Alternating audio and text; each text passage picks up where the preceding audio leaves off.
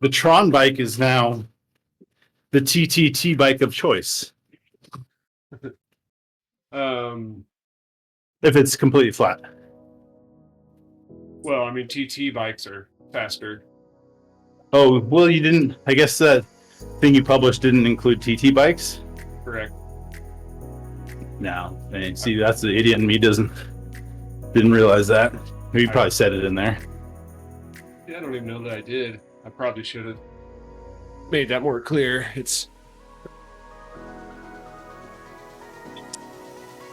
I've had that. I've had the older version of the Tron versus top performers thing up so long I didn't really think about the fact that people might not realize that. But yeah, it's TT bikes are still faster. Okay. I'm actually going to do a post with updated TT bike numbers soon. It's on my list.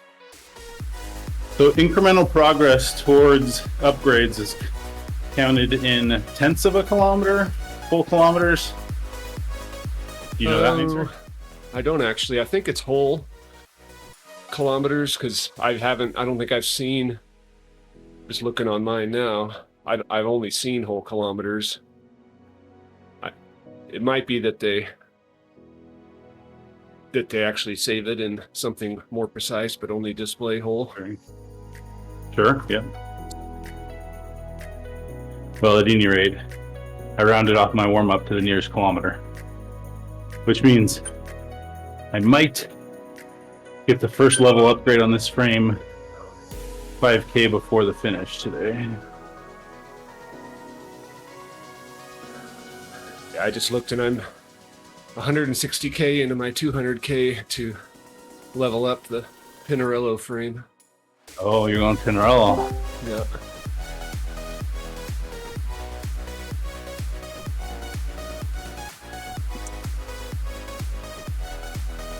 Is that because if you get the Pinarello Halo, it's the fastest TT, or you just like Pinarellos? I just like it. It matches my outdoor bike perfectly. Same paint job and model, and it's fast. I mean, it and the Canyon Aero 2024 were the fastest. Like they're like within a second of the Venge now on flats and much better climbers. So before the SL8 came out, they were the best, but now they're a couple seconds off.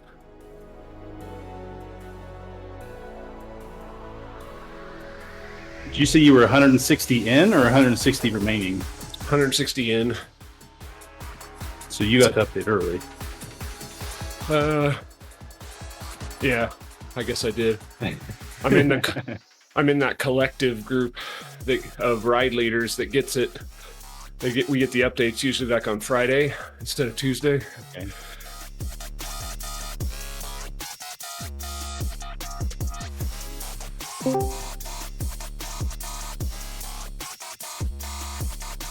The other weird thing they had with the update is you'll get the banner at the top of the home screen.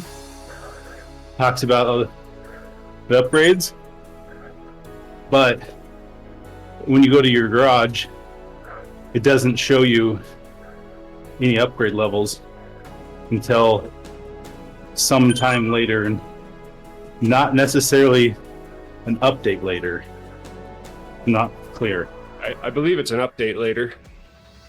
It's I tried to push an update multiple times and it didn't take from the launcher, but then next time I opened it, it showed me the change in the garage. Yeah, I think all it is you have to have the 0.86 version installed. As soon as that's in, you'll see it in the garage. I suspect they've got a timed release thing on top of the update. Like they ship the code, but then they unlock it with a feature flag at a certain time. They could, but it's not my understanding this week. Okay. It is a timed, I mean, they ship the code in a timed release. It's a rolling release like they always do. Okay, well. Did you actually look at your version number? and see. I didn't know where to find it or what to compare it to. Yeah. In Windows, I always just look at my taskbar, Zwift launcher down there. Right click on so it. I went to launcher. So I saw that I had the banner in the home screen, but I couldn't see levels in the garage. So I went to the launcher and multiple times clicked check for updates. Yeah, which It never doesn't said I had an update. You can't force an update that way. The way they do the rolling release, even if they're, because the release comes out Tuesday, but they have it on a schedule For to all some Zwifters, and subsets, yeah, even if you force it, it doesn't force it. So after doing that and not getting it, I would launch the game. I never got the preparing to update or update UI. I had gotten that like earlier in the week. Must have been Tuesday. I don't know what day. I didn't remember. Couldn't have been earlier than Tuesday. But wasn't until yesterday afternoon. So yesterday morning, I didn't see it. Yesterday afternoon, I logged in and then I saw the levels, even though I never got an update. Seems like sometimes it updates in the background and you don't see it. Because I'll boot up and I'm like, oh, I think it's a different version, and I'll look and they've updated the version, but I never saw. Okay. I think there's an option. Yeah, I in did that system tray that says updating. Yeah, I think that's probably what happened. So then the in-game banners are a timed release thing independent of version. Yeah, Like a. and they really shouldn't have done it that way because there's so many people confused by it. I saw the banner and I clicked and I go to my garage and nothing's there. Like, did nobody think about this? Yeah, I was in that boat. Yeah, I think most people are, because I don't know how many they roll it out to on Tuesday, which Tuesday is when the banner started showing up, but yeah, I know it's a minority, maybe 20%. Nobody on iOS. Everybody on iOS gets it like on Thursday, Friday. I got iOS last night. I got my iOS in the middle of my workday because I kept checking to update it because I wanted to buy the new bike. Was that yesterday? Yeah. Yeah, I think that's the I got mine around earliest it came out. 2 o'clock. That's partly what spurred me to go back and look at my PC. Was I saw the update in the App Store. Yeah, on my phone. And I think that's earlier than it usually is. Even he probably tried to compress it as much as they could. Yeah. As soon as I saw the iOS update hit, downloaded, checked your article, bought the SL8. Like everyone else. Yep. It's a good bike. There's an article, actually it just came out 11 minutes ago, I think, about I already read it. Just kidding. the SL8's performance. So I'm doing I do new posts for each new bike, and I'm starting with the SL8 since it's the fastest. I've always been a It was sucker new for with this update. bike. That's a new one that they dropped. The SL8? Yeah, that's what's SL8. Yeah. Yeah, there's 4 new bikes in this update, plus the 3 new Halo bikes that nobody's going to unlock for a long time.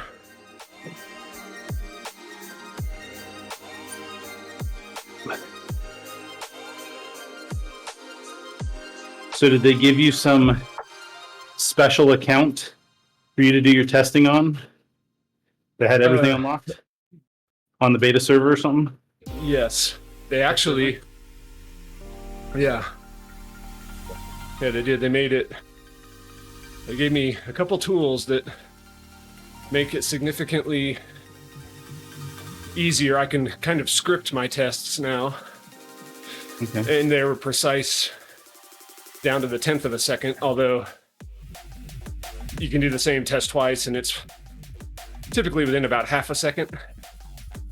So they're not, it's going to be a little bit of wiggle room, but yeah, it's a good setup where I can automate tests, which means now I can do a lot more testing, and finally do the thing I've been wanting to do, which is run a batch of tests at 2 watts per kilo, because that's going to change things.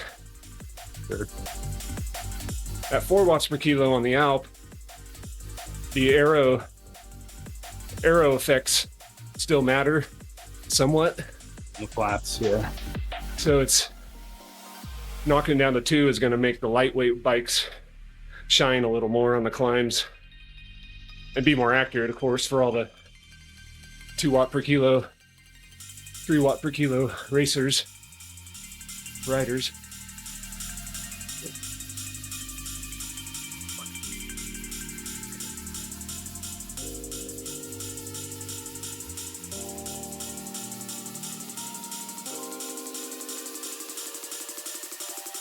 Are you recording? Yes. Scratch that question.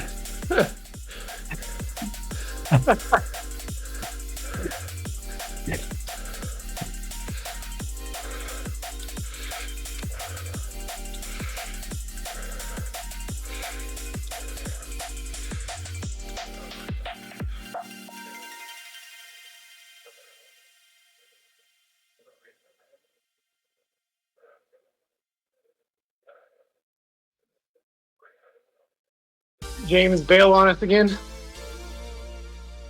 Yeah, he's out for the foreseeable future.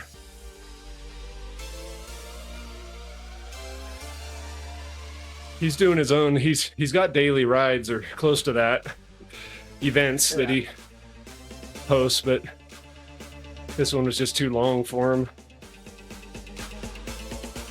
He wasn't enjoying himself. I said, well, then you shouldn't do it. That makes sense. Do what makes you happy. I mean, Yep. in that same regard, I was originally only able to stay to the 100 kilometers on this ride every other week because I was only taking every other week 2 hours off of work so I could do it. Finally told my boss, I said, I'm a lot happier when I'm not into work until 10 on Thursdays. I said, I'm officially taking every Thursday till 10 off. So, Yeah.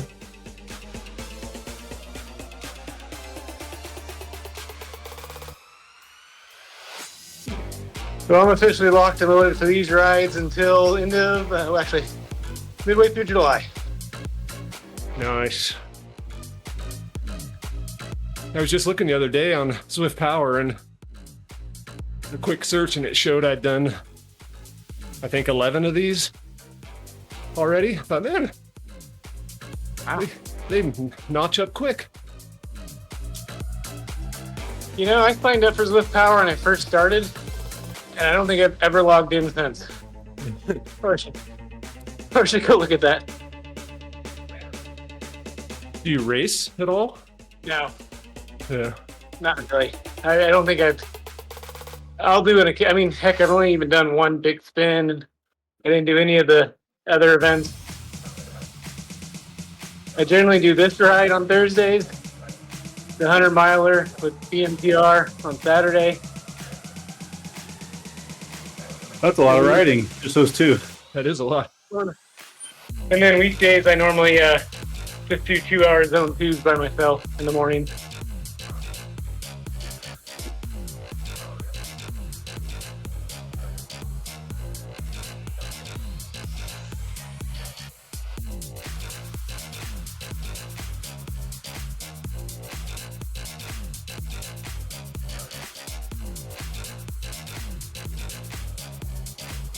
And then someone had to pick my least favorite route today. Is this your least favorite route? I don't know why, and I've gotten a lot better, so it doesn't bother me anymore. But when this route first came out, I hated the Jarvis mountain part, little KOM. Yeah. It always kicked my butt. But I've recently gotten a little stronger, so it doesn't kick my ass as hard anymore.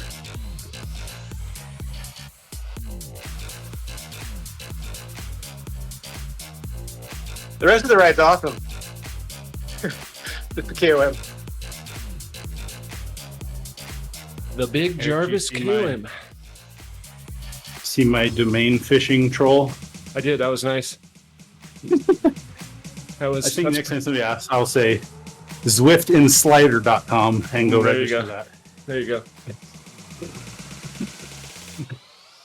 A buddy of mine had an idea for a drink brand I could start called zwiftincider.com. Oh, okay. Yeah. Little apple juice you can drink while riding indoors. Nature's energy. And it gets better the longer you store it.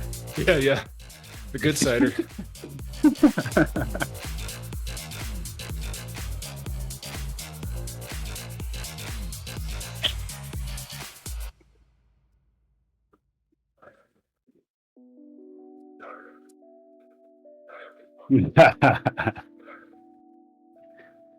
Not on it, but I have it. 3 people. I'm not racing, so my choice of bike is the brand that I want to upgrade for. I don't know why, because I like the Tron bike.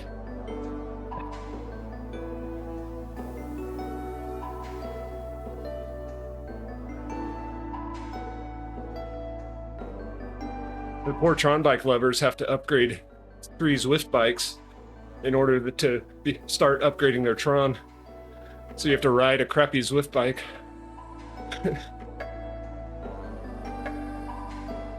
Yeah, as long as I'm not racing, I'm not really concerned. It's true.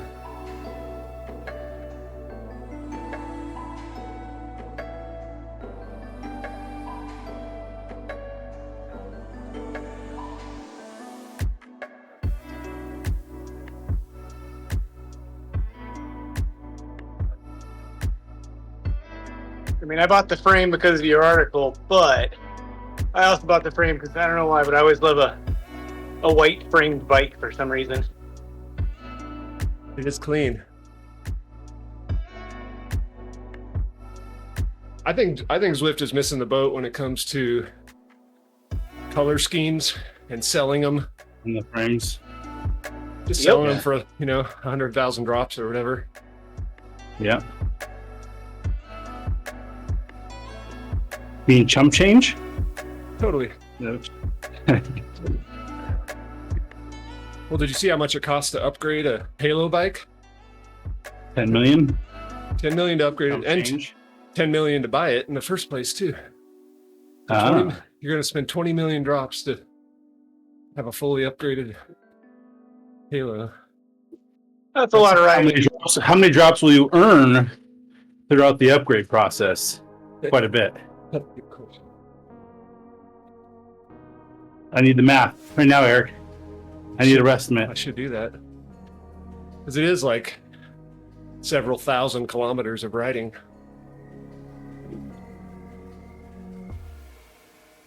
And don't factor in those with a lot of followers. That'll skew your numbers. You mean the cool kids? Mr. 81 million drops. I like how you dropped that in the article like a Little screenshot. Little flex. Oh, I have 81 million. No big deal. I just saw a comment. You know who Sharon Yaxley is? Name rings a bell. The mink. She puts Okay. crazy miles. She's from Australia. Been on Zwift forever, riding huge rides. She commented on one of our posts yesterday that she has 226 million drops. Oh,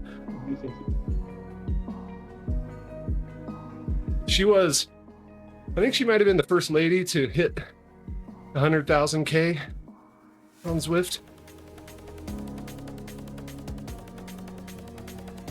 Maybe. Is Hoppo still up in that range, or is he slowed down? I'm not sure where his You know, accumulated miles are. Yeah, Chris, he was on last, I think, Saturday when I got on, doing a 1,000 what was it? kilometer, 1,000 24 hours, kilometers. something silly like that. Yeah, Yeah. like a benefit ride. Yeah, and he was holding some high power. Crazy.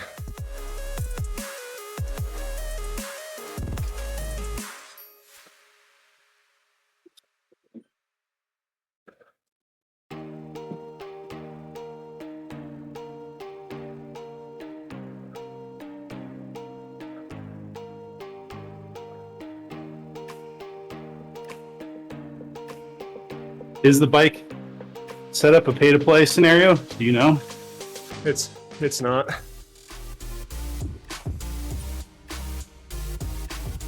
Well, that or Zwift has been lying to me for 9 years. I wouldn't put it past them. They've always said it's a partnership thing. You guys help us create great content with engaging events and such, and we will put your bikes in game. See, I'm Yeah. surprised. Bring more subscribers. Yep. I'm surprised there's not something with like some of these brands, you know, like a really top end bike. Let's say it would have been the SL8. Let's just say, for example, it be in game, but the only way to get it in game is to buy the bike in real life. Like some. Absolutely, yeah, they should. I said that years I'm ago. really surprised that hasn't happened. Because that would be a pretty big flex in the game. I think they've also been pretty against pay to upgrade. Oh, the whole I don't know if freemium that's model.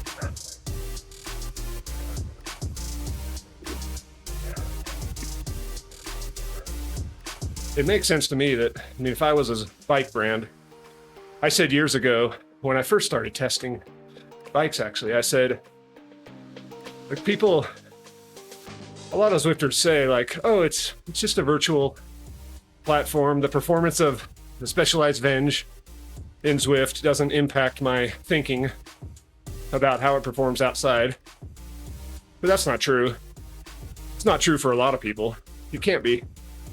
You know that you race on Zwift often enough, and you got this handful of bikes that are the fastest bikes, and you're seeing everybody riding them virtually. It's going to influence your real world decision. Yep. Absolutely. So a smart marketing team from a bike brand would capitalize on that. Also, I think for Zwift to do this thing as a partnership instead of pay to play to get your bikes in, they stand to make more, because a solid bike brand will bring way more users than it would be worth to them to pay to have the asset in the game. It'll mean more dollars over time for Zwift. Oh yeah, Yeah, I I agree. mean, even do something like kind of like what I said with, you know, buy the bike in real life, get the bike virtually in Zwift, but Yeah. maybe even have it be buy the bike, get the bike virtually, oh, and a free month of Zwift or 2 months of Zwift or Yeah. something like that. Yeah, that would spur some new customers as well. Kind of like how like the cell phone providers give you like, oh, come with us and you'll get 3 months of Apple TV or something like that. Bundle it But, somehow. but I don't want my in-game bike to be locked into Zwift. I need to be able to have it carrier unlocked. You want to be able to transfer to Roby and Minor Wood? Sorry, we don't offer ports Virtual yet. Bike Coalition. Oh man.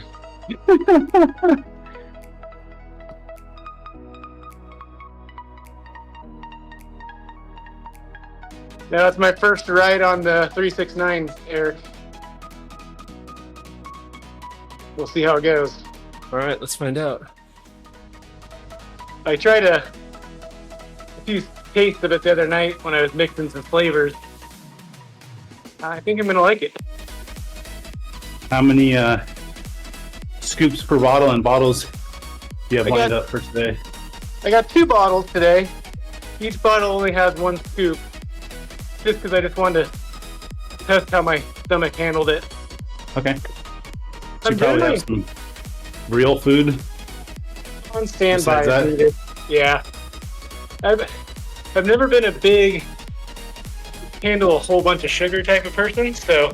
Okay. But you know, they always say try new stuff on a training ride, not race. But Yep. really, when it comes down to it, Zwift is the best place to try new formulas. Because you're always just 10 steps away from the bathroom. Yep. In my case, it's about 13. Not that I've counted. With one coffee stop away. Yeah. That was probably the best thing we did. I'm in a ADU where my office is, and we added a bathroom into that. Now I have my own private bathroom. Kind of nice. I imagine they have to get artwork from the brands to get their frame Yep. realistically represented in the game.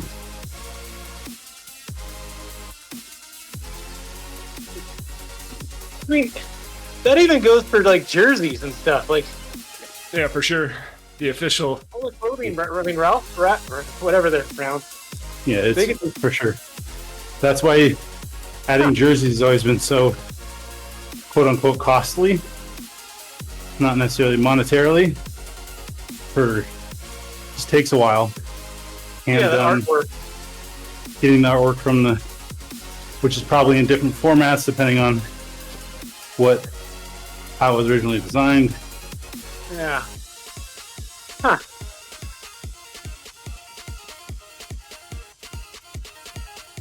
I mean, Zwift could go down a rabbit hole on this. I mean, they could start allowing you to change the bars on your bike, and I mean, that's getting a little silly, but huh. I need to change the bar tape on my Zwift bike. I'm waiting for that. I'm You actually gotta bling it out. Zwift is sending me a whole new bar for my Zwift ride. It comes today. My left controller, the right button, doesn't work anymore. About 2 rides, last week sometime, the left controller just started doing random weird stuff, and then boom, that one button just died.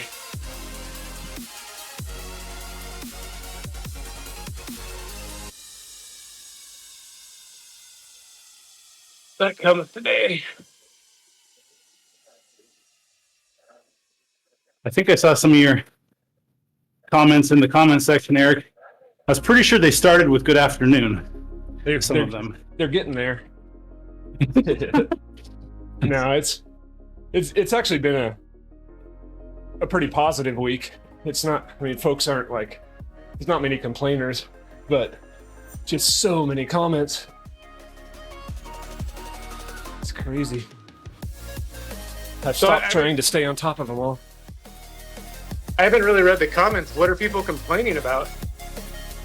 There's not much. Orientation of his grass. Not much by way of complaints. There's a few that say, "This is dumb. This isn't a game. This is a training simulator." Handful of those. Yeah. But not many. The most common question is, why am I not seeing the upgrades in my garage?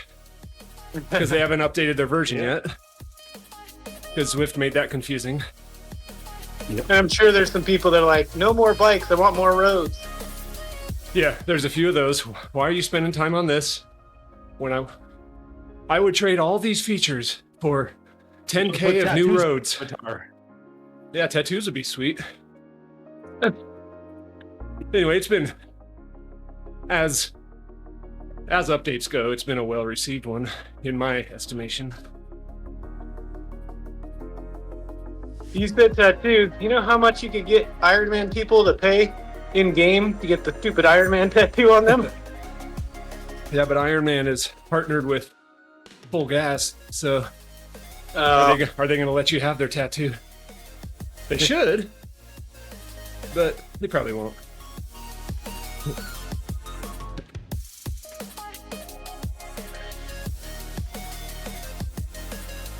So I actually like the new orientation of your frame comparison chart. I think Good, I'm glad you do.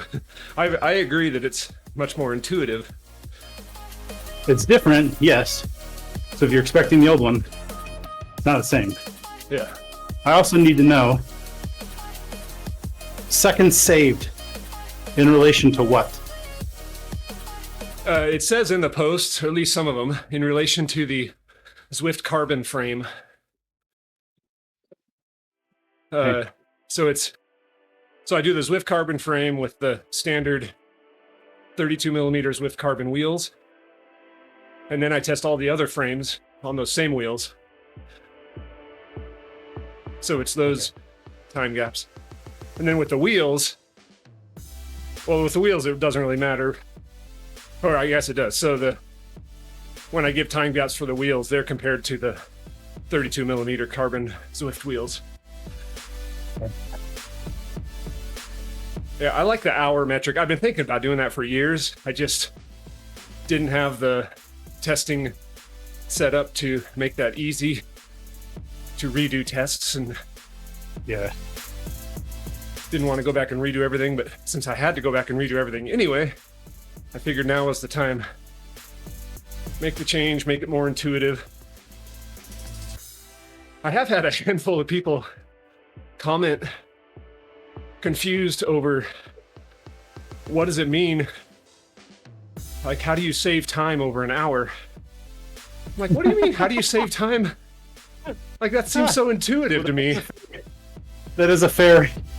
You mean a 1 hour climb for the baseline bike? Yes. Yeah, I'm comparing it to a 1 hour climb for the baseline bike. My There- question is, how can I turn these seconds saved into drops?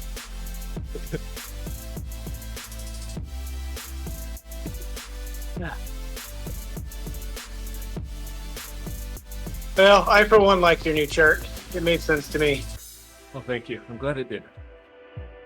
Because everybody who's seen Marketing 101 knows all charts must go upwards and to the right. Exactly. Up and to the right is good. And the other one, down and to the left, was best. Yes. I always thought it was really confusing to be like, well, this one saves 10 seconds in our test. Well, what's the test? You know, Exactly. is it 10 minutes long?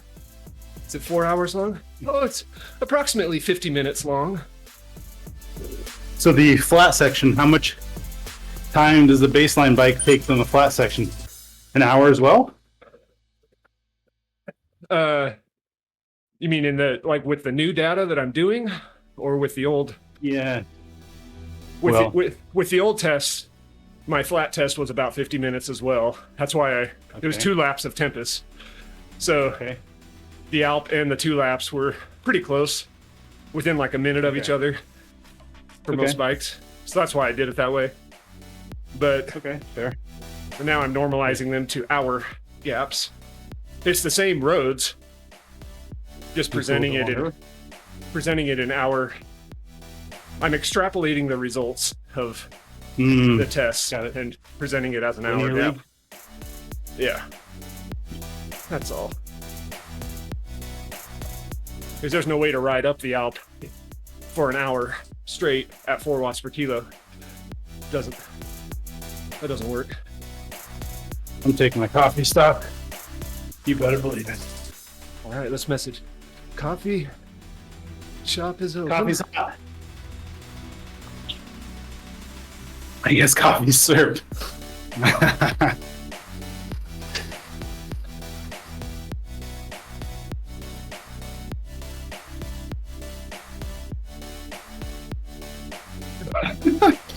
You know how to pull shots, right?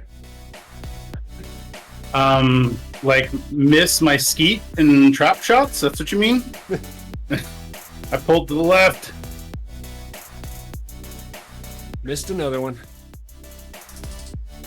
You want to hear a funny skeet shooting story?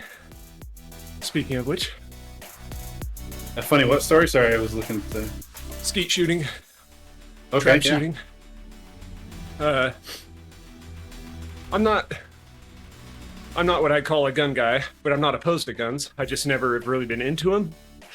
I grew up like with BB guns and pellet guns and 22s, shooting lizards. But when I was about 30, my church had a men's event that was a barbecue and skeet shoot event, and I'd never done any trap shooting, and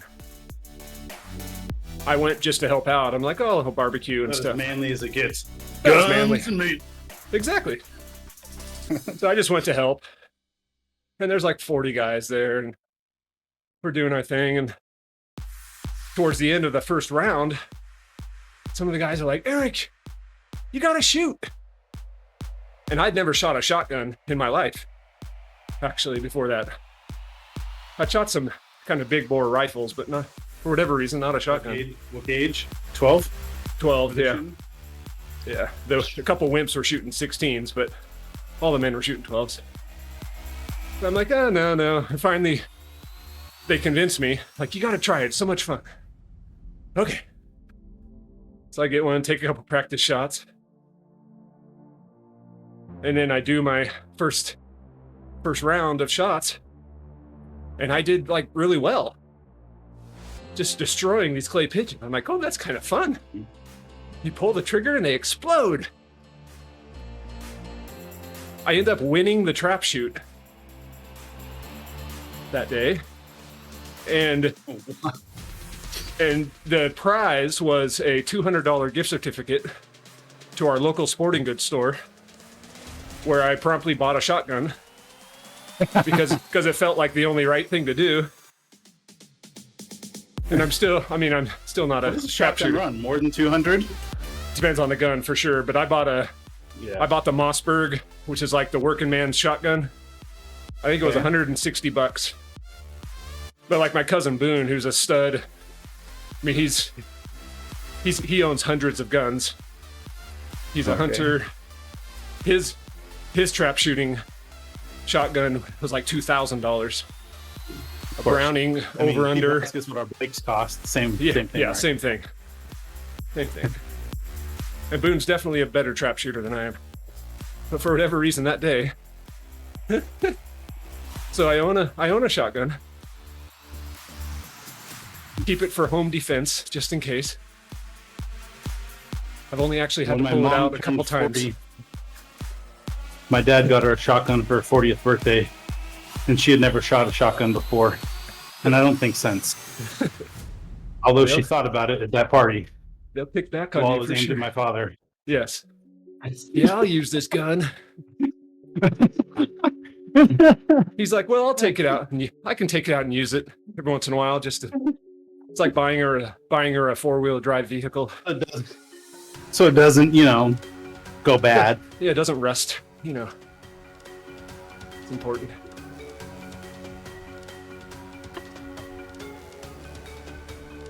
So, funny story about me and guns was at boot camp at range qualification day. Got the 9mm, the rifle, all the shotgun, all that fun stuff. Thought I was doing good. All of a sudden, they start calling a bunch of names. And like, call Tucker. They're like, all you guys come to a special place for us. Like, cool. I must have done good. I'm gonna get Did you actually shoot the gun? We didn't see any holes in your targets. I'm gonna get the key on my marksmanship. Sweet. Go into the room. I start looking around. The only people in here are like people with like pop bottle glasses and I'm like, this is interesting. And all of a sudden the instructor goes, welcome to remedial shooting. Like, so we did our more calls. I still wasn't doing good. Finally, a guy comes up to me and goes, what are you going to do in the Navy? And I go, I'm an IT. He goes, okay, never mind. Give me the gun. Get out of here. So to this day, I'm one of the few people who was in the service that is not gun qualified.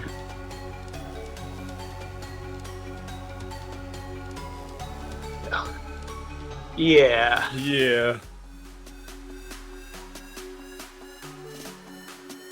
And that was honestly the last time I even came close to even carrying a weapon in the military.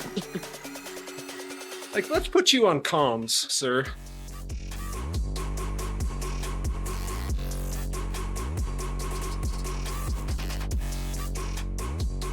Yeah, I was all excited. I thought, man, I'm getting called into a special group. Yeah, it was special. Oh, man.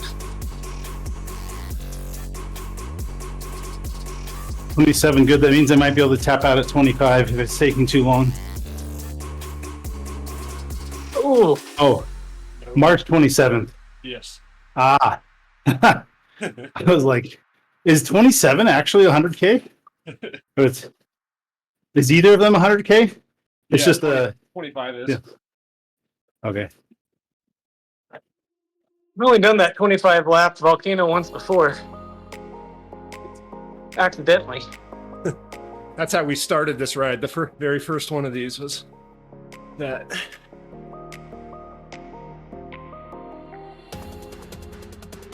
I did a meetup with one of my buddies in town on the volcano. We got to 5 laps, and I was like, well, I might as well get to the next badge and the next badge. And before I know, I was like, well, I mean, I'm this close. I might as well just stick around to the 25.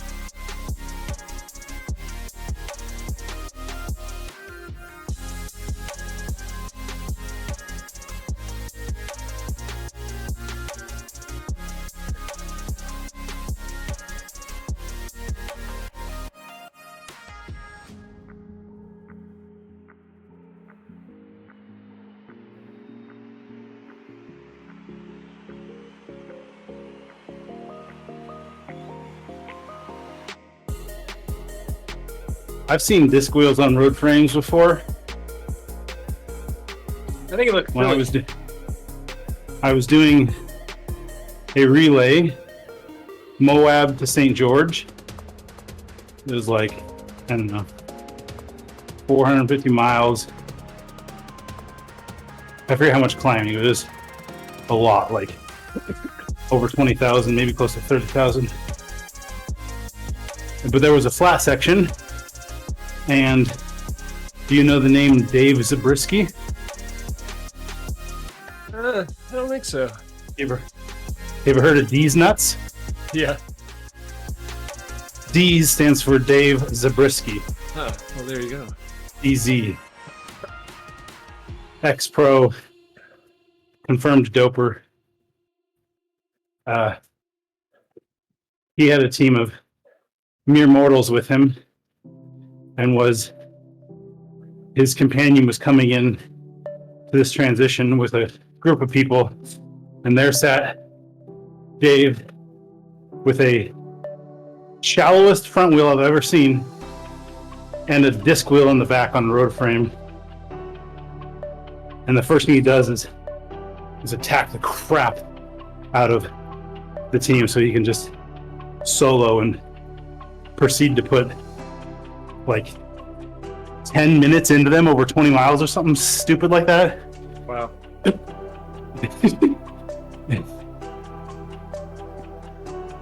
Maybe those weren't the numbers, but it was good night. Sure. Then the question was, could his mere mortal companions maintain the gap? They did. Yeah, I mean, disc wheels work for sure. I found it funny that he had a really shallow front wheel because he was concerned of crosswinds. Yeah, I would think you would do just kind of maybe a mid-depth sort of carbon wheel at least.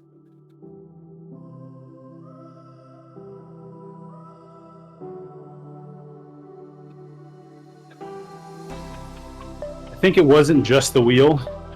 I'm gonna also go on the limb that he was just that strong. Yeah, that's probably has a bit to do with it.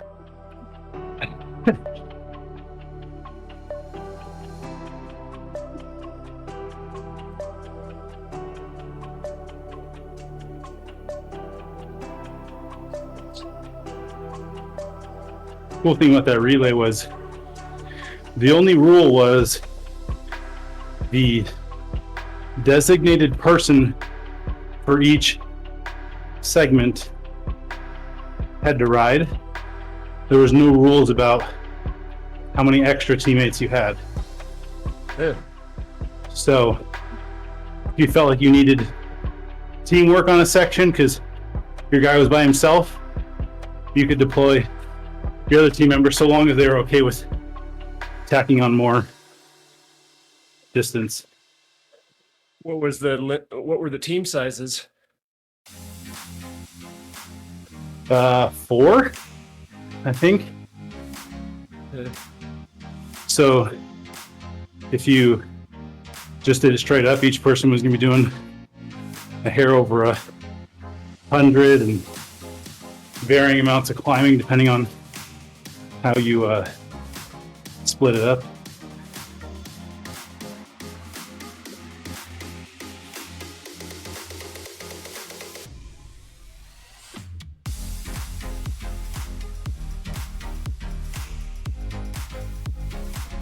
Speaking of teammates, I don't know if you follow Eric Min on Strava, but he's been in South Africa this week. Cape Epic. Doing Cape Epic. Or is that what they call it? Yeah.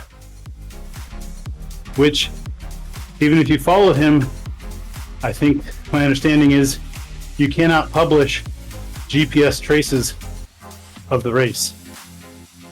Really? Has he been? Yeah, he has. Yeah, I've seen the routes on Strava. I don't know. Maybe there's differing groups, like highly competitive group, mere mortal group. Maybe there's different rules. Because the guy I was watching is not what I consider a mere mortal, although not officially a pro.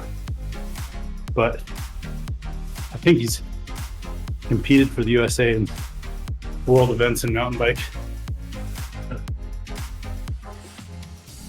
Maybe he is pro. I mean, if Snake is pro, this guy is definitely pro. Absolutely. We're all pros today. Well, that was... So when I talked to Eric Min like a year ago, looking at his bikes, he had this brand new Canyon Lux mountain bike. He's like, yeah, I've never ridden it. I've never ridden a mountain bike, he tells me. But I'm going to go do Cape Epic. So yeah, he still had not, to my understanding, he had basically never ridden a mountain bike and then showed up at Cape Epic. I thought, I don't think know you... if he'll finish. He's not going to. He pulled out. I messaged him. Yeah. I messaged him last night and said, I don't know, something, just trying to be encouraging and also tell him that I think he's crazy and that I'd be seeing him in Mallorca in about 10 days. Said, yeah. Heal up. Because I'm going to attack your sorry self in Mallorca. Exactly. Said I pulled out. Give me a few days I'm going to need a few days of recovery, then I'll be good to go for Mallorca. He said it was just brutal. I know he did at least 3 stages, a prologue and 3 stages. I don't know if he did the 4th, but I heard it was especially hot this year. They were changing stages, shortening them on the fly. Where in Africa does it? Well, South Africa. I don't know exactly where. I'm not sure how close it is to Johannesburg. I didn't look real close. I just know it's in South Africa. He had a buddy there because I guess you race it in pairs. Southern state, if you will, in the continent of Africa. Yeah. Which is why they call it the Cape Epic. Anyway, yeah. Could you imagine not being comfortable on a mountain bike and doing 5-hour-long stages? How many days is it? I think it's 8. You did nuts. I believe it's 8. They're like 60 to Oh, is that 5 hours for the pros or Well, 5 hours for mere mortals? 5 hours for mere mortal. I was just looking at Strava times. Okay.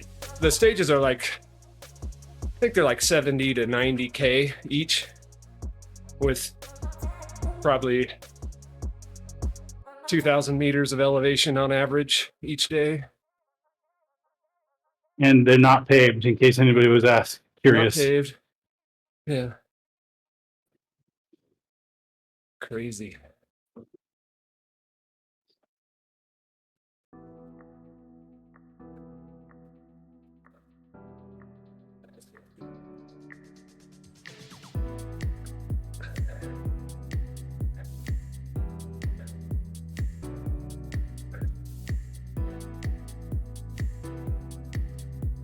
Well, I gotta say, Eric, this 369 stuff dissolves really well. I haven't had one bit of grittiness at all.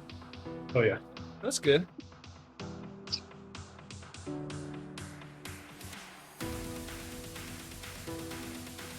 That's one thing I've noticed about Tailwind. It dissolves nicely too. It's nice to not have to shake up your bottle. So I have 3 bottles, 2 of them with 3 scoops, and 1 with 2 scoops. Ooh. Because last week I did 2 bottles with 2 scoops and was very hangry at the end. I just got, my goal is after this ride, I'm going to Chick-fil-A for breakfast. I've never been there for breakfast. Eat more chicken! Oh, their breakfast is so good. Is it? I just ended up getting a bunch of grilled chicken, a bunch of egg whites, some cheese, and some of that buffalo sauce. Oh yeah. Not the Chick-fil-A sauce? You know, I used to love that, and now my desire and love for anything hot has gone through the roof in the last like year. So now I'm all about the hot. I mean, not like the scorching hot, but like middle of the range. Yeah. Huh.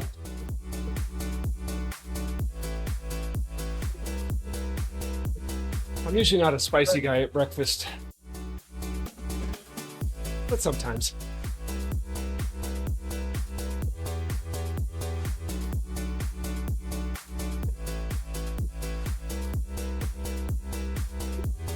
Filtering out a joke about desire for anything hot. Yeah, I was trying to figure out, like, oh, I bet your wife's happy about that or something, but If you guys only heard some of the stuff I accidentally say at work, you have to remember I had 8 years in the Navy, so my mouth is not exactly clean.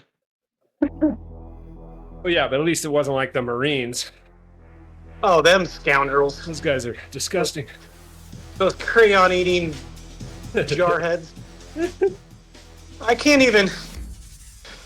I would tell you some stories, but I know you're streaming on YouTube, so I'll leave it off. All I'll say is they may be the most disgusting individuals I've ever met when it comes to the cleanliness in their birthing rooms. Oh my. The things I've seen, I can't unsee. I'll leave it at that. Good times.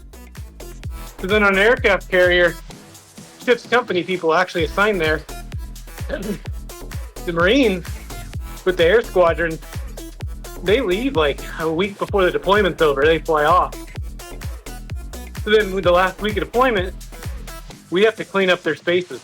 And they don't leave them nice. Like, why is there a pile of poop on your pillow? It doesn't even make sense. You laugh, but I cleaned up poop in the birthing. Excellent. Well, remember what was in his Zwift frame? Yeah, I remember last week. There was one birthing, we ended up taking a fire hose too. Feces doesn't fall far from the frame. Is that the phrase? Yeah, that was really gross how much sweat had gone down there. I think I may look into drilling a hole into the bottom of the quote unquote port. Drill a hole, put a tube into it, run it into a reservoir. You can empty into your water bottle. That might be too much sodium. Drink it for electrolytes.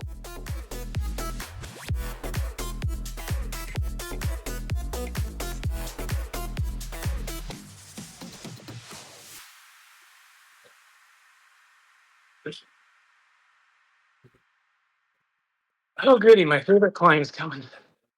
Be like a sneaky leaker for the Zwift ride.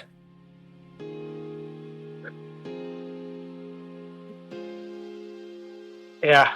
I mean, we've talked about my massive sweat. I mean, this little 10 by 15 room I'm in, I've got 2 mini dehumidifiers in them. And I have to empty them constantly.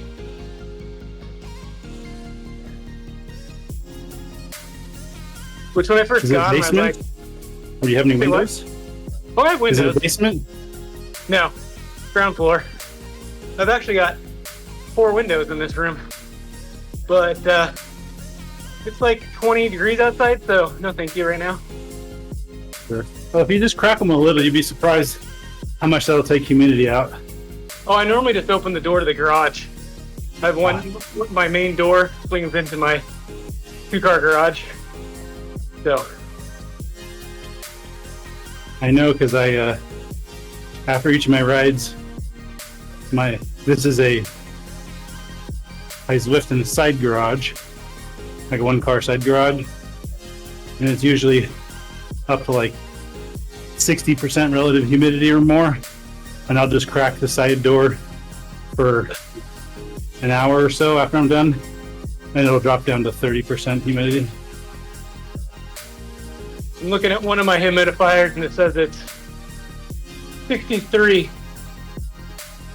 humidity right now. I've seen that up to 83 before. That was nasty. Yeah, you hit that spot where you've got the air is saturated and your sweat no longer evaporates.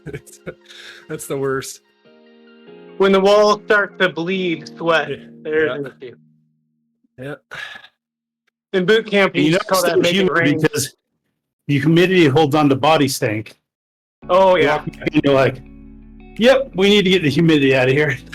Yeah, my wife won't even come in my pain cave anymore, which is, I guess, kind of a pro and a con.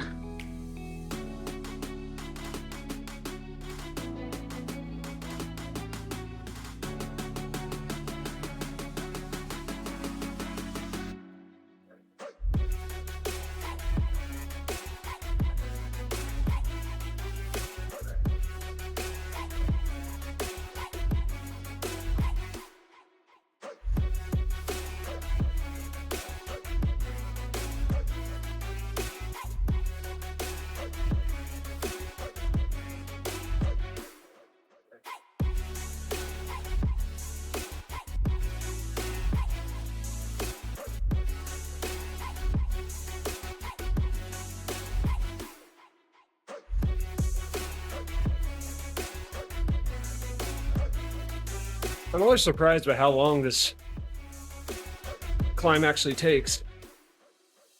2.5 to 3 minutes, because it doesn't feel that long. Yes, it does. To me, it feels like 2 short climbs. 2 short, like 30-second climbs with a bit of flat in the middle and at the start.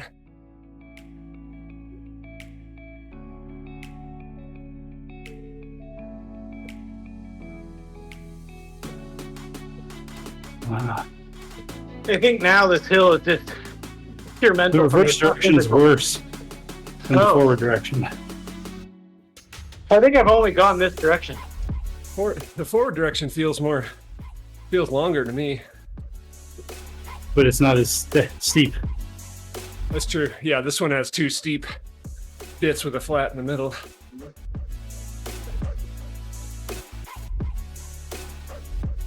You didn't do the Alp with Ryan this weekend, did you, Eric? No. Did you? You were Gonna. Yeah. How was it? I did better than I expected. I signed up for the 70-minute group. Ended up going 56, 52. Nice. Peter, you're in the wrong group. Just kidding. Well, there was talk Good job. of how everyone was going to have jerseys with their group name on it, or group letter on it, Yeah. but that didn't happen. So it was kind of, and since you could see everybody, It's when confusing. you see everyone, well, I started pulling away from the group leader right off the bat, and so you didn't see the arrows on the other group leaders, only your group you signed up for. So, and having never done ALP before, really didn't know what to expect, so my pacing was probably completely wrong. And then someone kept saying, "Oh, you'll get an ETA, you're finished here soon." I never got an ETA. Maybe because it was your first time? I think so, because I was looking at other people's screenshots, and theirs on the left-hand side was looking a heck of a lot different, because it showed like a little chart of how you did on that switchback versus your last. So You at least had the switchback mini map that told you like average watts and heart rate on each switchback, right? yeah, I had that, and that was good, because I was just trying to and I think, I say I probably paced wrong, and maybe not, but I was able to maintain the wattage across all the switchbacks within 10 to 15 watts of each other. Nice. That's good. That's good pacing. I was really nervous of going too hard at the beginning and then dying and looking like a moron. So, Will the pace ease a bit?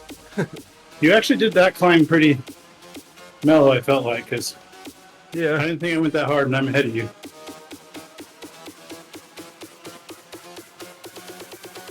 I think, and I probably should have done a little more research on it, because your time is already accumulated by the time you hit the start. You can't really look at your time and go, "That's where I am in the climb," because I was dumb and didn't look at the time on the clock as we started the climb to subtract that. So Yeah, it's a little annoying. Yeah, They need an Alp timer that's always showing. yeah. So I was always trying to do this weird math. I'm like, well, maybe I'm under 60. No, there's no way I'm under 60. And then I'm looking, trying to see how far behind the 70-minute leader is, try to figure out, well, am I 10 minutes in front of him? So I had, even after I crossed the line, I honestly didn't know my time, because a whole bunch of stuff, comes on your screen. I got over where is it? And finally, on the left-hand side, I saw the time, because I was honestly expecting some big old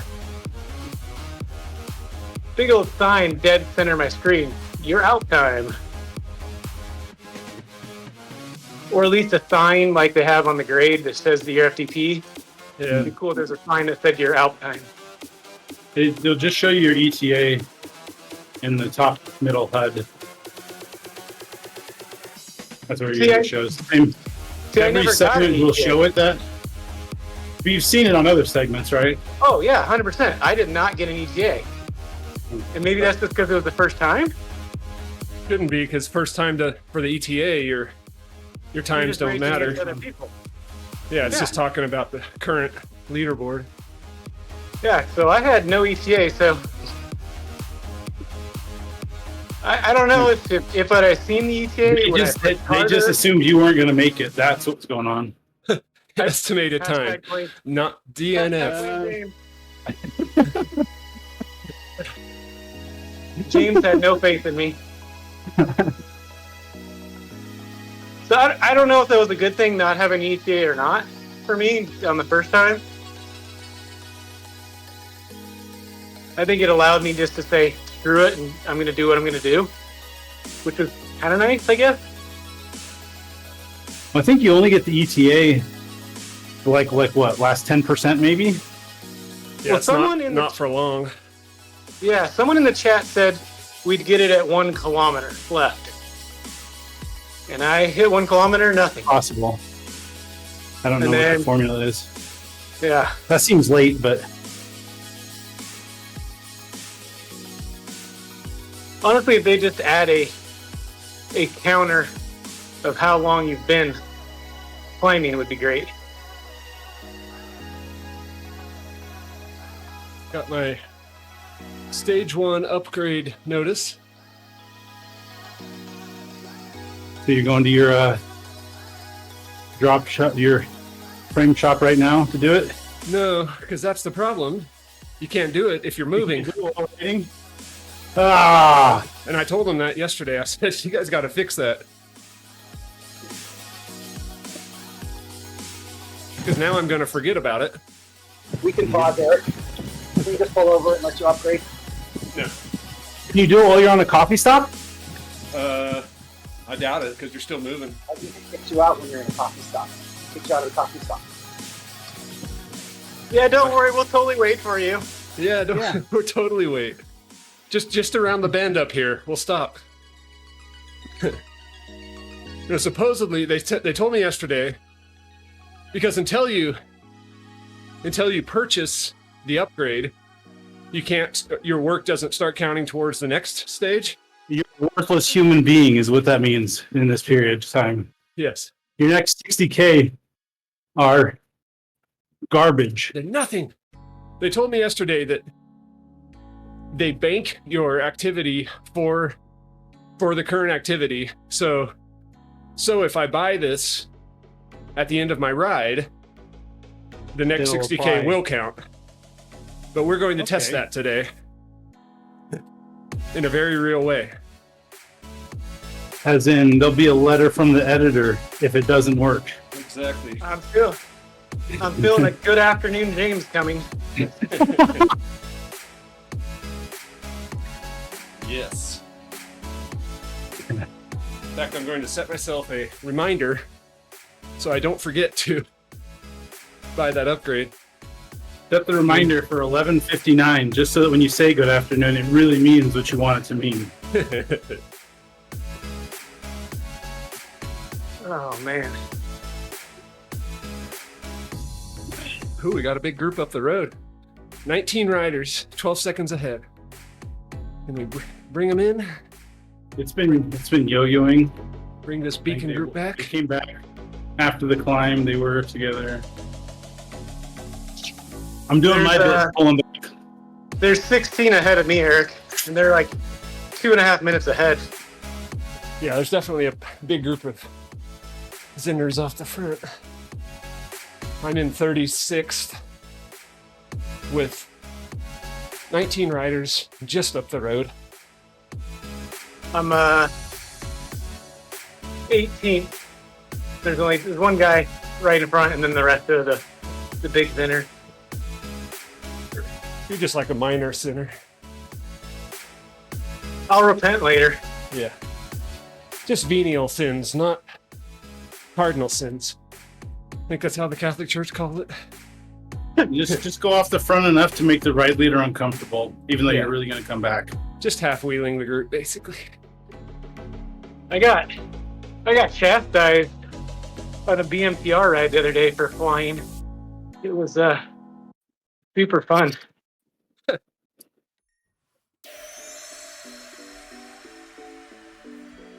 Eric, were you saying you're going to come back on a different launch of the game to unlock it, or like right at the end of your ride you're going to unlock it? The end of this ride. Yeah, It has to be done in the same activity, I guess. Yeah. So like before you hit in drive, I mean you hit in drive, but when you're in the menu, like there you're gonna do it. Yeah, basically before I save the activity. Gotcha. I'll be in the same boat, but only 5 kilometers. So I'm gonna wait and see what you do and how it works out. There you go. It's gonna stalk and see how many curse words you let fly. As if it'll change what I do. Yeah. So That would be a real bummer to lose 60K of progress. seriously.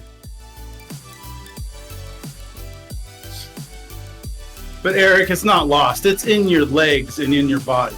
That's true. And we have the memories. That's what really matters. Yeah, sometimes those are worth forgetting, though. Forgettable memories. It's the name of my biography.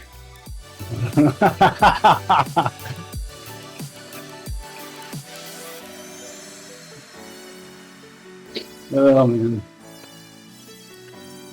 Biography, you reminded me that I've been listening to Elon Musk's autobiography, and then I've read an article yesterday where supposedly Elon Musk was like, how on earth and why is there so much hate against Tesla right now? He's like, who's funding it? Who's behind it? Because this is crazy. The one I saw, apparently somebody must have hacked the database from Tesla, got all owners' addresses, and posted a website with all their information and said, the only way we will delist your information is if you post proof of selling your Tesla. Jeez. Oh, jeez. Yeah, there's a whole lot of folks online I'm seeing who are like basically saying if you drive a Tesla, you are a terrible person. Like, man, I'm able to differentiate between the two. Me and my Tesla power walls here on my house. I don't feel like I'm Right? like I'm in Elon's back pocket telling him what to do, cheering him on. Not that I totally disagree with everything he's doing anyway, but All I'm hoping is that used Model 3 prices continue to tank dude, they're so that when so I need cheap. when I need a kid's car, it'll be worth buying a Yeah. used Model 3. That sounds like a brilliant idea. I got a kid about to start needing a car here soon. I think the lowest Model 3s I were seeing were like 15 grand. Maybe you get less than that. I'm like, it's not. I mean, truth. My first car cost a lot less than that. But yeah, Well- you can't get a decent used car for less than 15 these days. More like less than 20 even. It's crazy. My youngest isn't going to be allowed to drive until he gets his grades up, so I'm probably pretty safe to not have to buy a car for him. Smart. Speaking of kids and Teslas, my brother bought a Tesla several months ago, and we were driving around in it and talking about self-driving mode. He had a really good analogy. He says, when I'm in self-driving mode, what it feels like to me, what it reminds me of is driving with your 16-year-old child, Oh, where they're like, they're decent drivers, they just do things a little off. It kind of makes you nervous. But the driving is perfectly safe. It's just a little goofy. so I have an F-150 Power Boost, which is the hybrid, Yeah. Uh-huh. and it has not full self-driving like the Lightning, but as long as my hand is on the wheel or detects it, it will drive me down the highway. Yeah. Uh-huh. And I gotta say, the first time I did it, I was like, well, this is actually kind of cool, and it's kind of nice. I kind of equated to having a co-pilot. It kind of helped you out here and there. Uh-huh. But man, letting it like do a turn and stuff is the creepiest thing.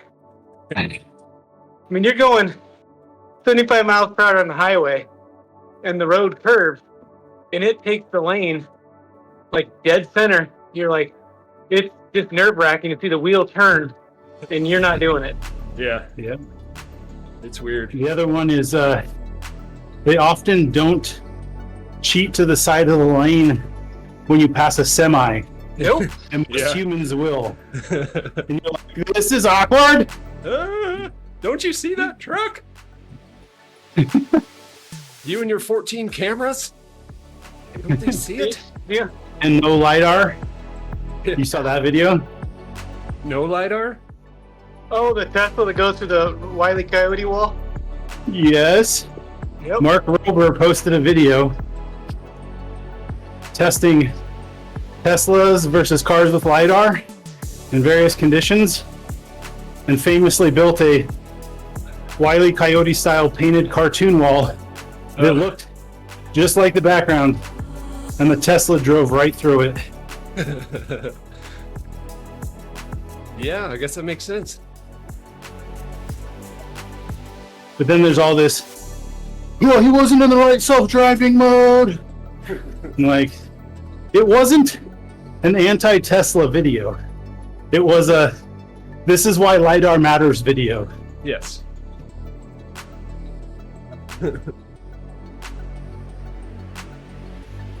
I thought of Elon Musk earlier this week because I met a dude, a local guy. He came over to our house, friend of a friend, and he's like a tall, handsome fellow, big muscles. And he starts talking and he's got an accent. And I'm watching him because he's talking to somebody else. And I hear him like, that guy reminds me of Elon Musk. He's like his facial expressions reminded me of him, and also his accent. So I'm like, hey, And his complete lack of social lack of social skill. No, he actually had good social aptitude, but his smile and his manner of speaking. I said, "Are you? Is that a South African accent?" Yeah, I'm from South Africa. We get to talking. Really cool dude. He turns out he is a veritable Adonis. His grandfather was Mr. South Africa, like back in the 60s. He's got the genes for it. like on the calendar, Mr. South Africa. Well, like a bodybuilder, handsome, like Mr. Universe, but for this one country. Anyway, but definitely Elon Musk vibes. I couldn't decide if it was just the accent that was doing it, because I felt like his mannerisms even were a little bit.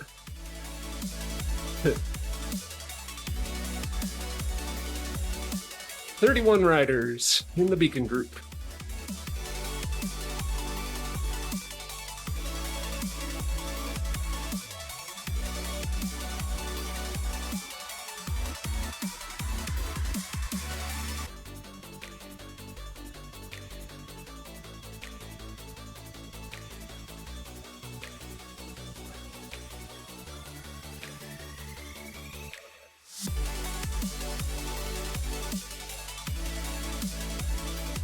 Well, I know it's a little early to call it, but I think I'm switching to 369.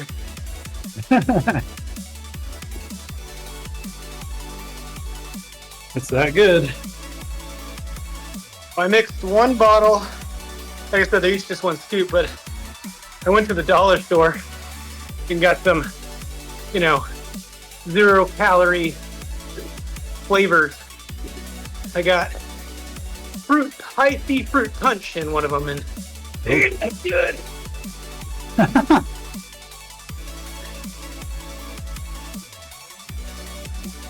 You'll find, I think, maltodextrin is actually used in a lot of other foods to add flavor and sustenance.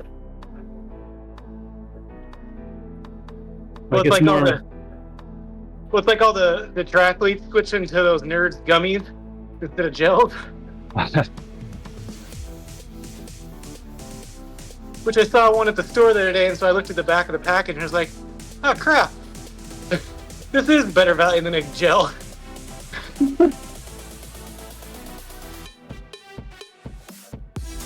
I could just never, the goos and the gels just never were, it's not that I couldn't stomach them, but it was just that trying to choke down something that thick. I hear what I said. I'm just gonna mute myself now.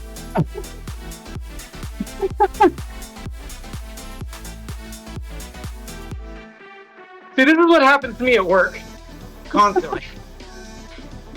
I have a walking HR nightmare.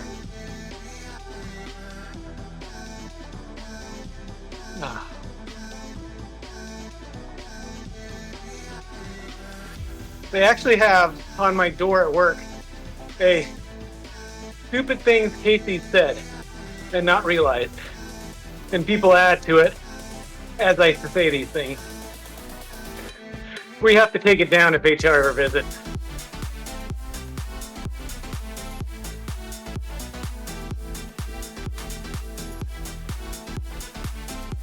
Where are you tracking your average? Do you have that up in your HUD? No, I do. Actually, that's exactly where I have it. 214 average. It says now. Can you change that? Yeah, Good ride. you can change all 4 of them. Menu. They need to give us more than 4. Settings. They have 6 fields. Yeah, like HUD. optional, where if you don't want all 6, Yeah. just pick the 4 you want, and they need Does to the give more power weight, options. Is that an average for the whole ride, or is that instantaneous? I think watts it's per kilo? instantaneous. It's instant. I guess I switched average to it today. They need more metrics up there too, like your W prime. I don't know what else. know Average what that speed. is. I know what Average that speed is a commonly requested one. A burrito counter. The burrito. Currently banking 3 burritos per hour. That's solid. How big are these burritos? Oh, personal question next. Oh, I feel like I'm being attacked. Next question. No. Okay, if you want to eat 3 burritos, I'm not. There's no judgment here. They would have to be 200 to 250 calorie burritos, Yes. and I could probably bank 3 an hour. Maybe a Taco Bell bean burrito without cheese. Just about qualify. a pretzel.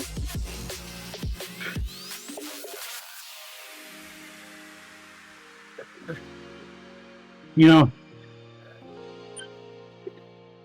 speaking of that, my local gas station, I can get gas for 99 cents. Oh. Oh, I know where this is headed. Think about it. Think about it.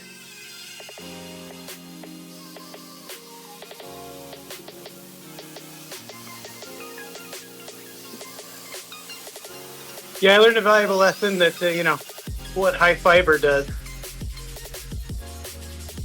They switched to these bagels called Sola that are super high in fiber. Yeah, my coworkers are not impressed with the new bagels.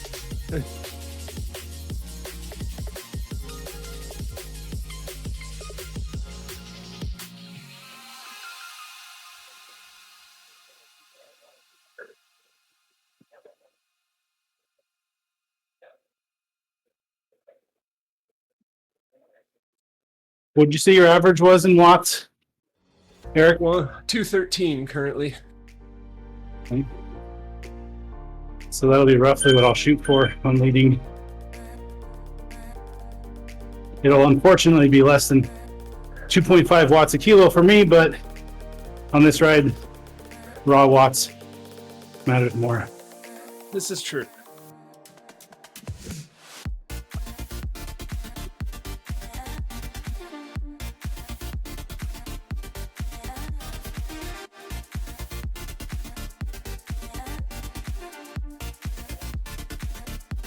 Because for me, 2.5 unfortunately is like 250.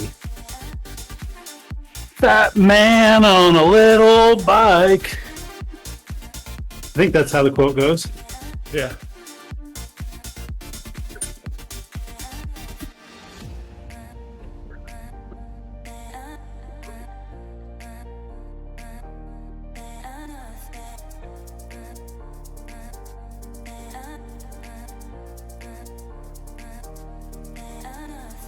So you're going to announce that I'm leading these coming weeks, or you don't want to scare people off? I don't know. What do you think we should do? I think it's fair to tell them ahead of time. Whether or not they come, I don't care. Yeah. If anything, you can tell them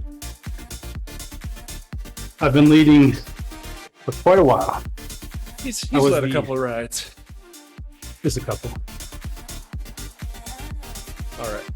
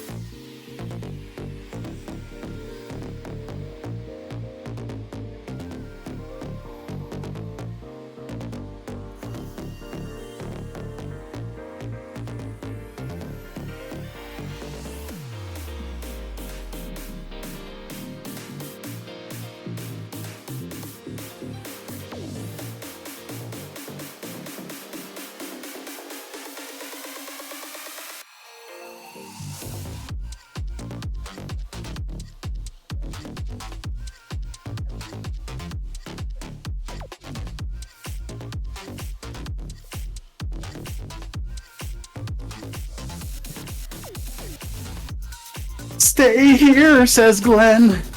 Don't leave us. Not gonna happen. They're also going to be confused when I have a Z and not an S in my name.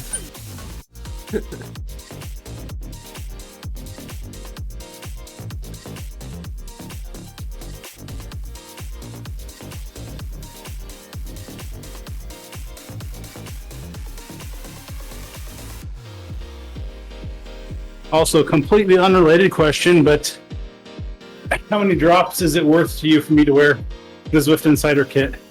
Asking for a friend. Oh, a lot. I'll sponsor you. What kind of offer is ODZ giving you? I'll sweeten it.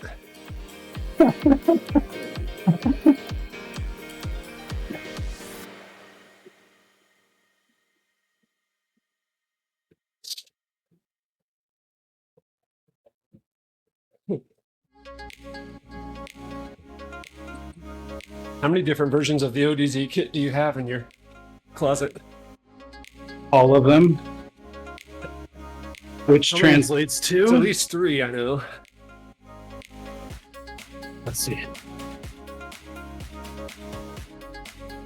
Garage. Jersey.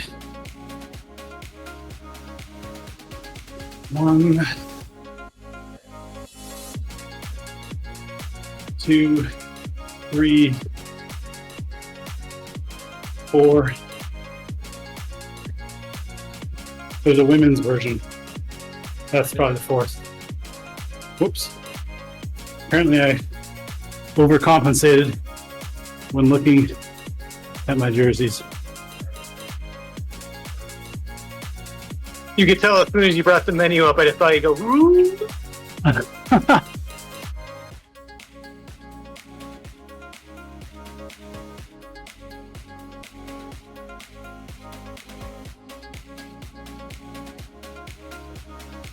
All right. First sysgel of the day. Berry flavor. And it's terrible. Do not like berry. Oh, because I can taste the caffeine. It's got 75 milligrams of caffeine. It's not a very pleasant overall That's the go-go juice. flavor profile here. Speaking of go-go juice, you guys ever watch? I know it's sad that I've seen this, but that Honey Boo Boo show back in the day. Yeah. I still remember what Mama June would give that poor kid before a pageant. Red Bull mixed with Mountain Dew. And they called it her go-go juice. And I'm thinking to myself, holy crap. That and watching them eat spaghetti. Which their spaghetti was noodles, butter, and ketchup. And that's it. Nice. I remember them talking about mayonnaise. Oh, Putting the mayonnaise to, on. we used to watch that on deployment because we'd get that channel. Wow,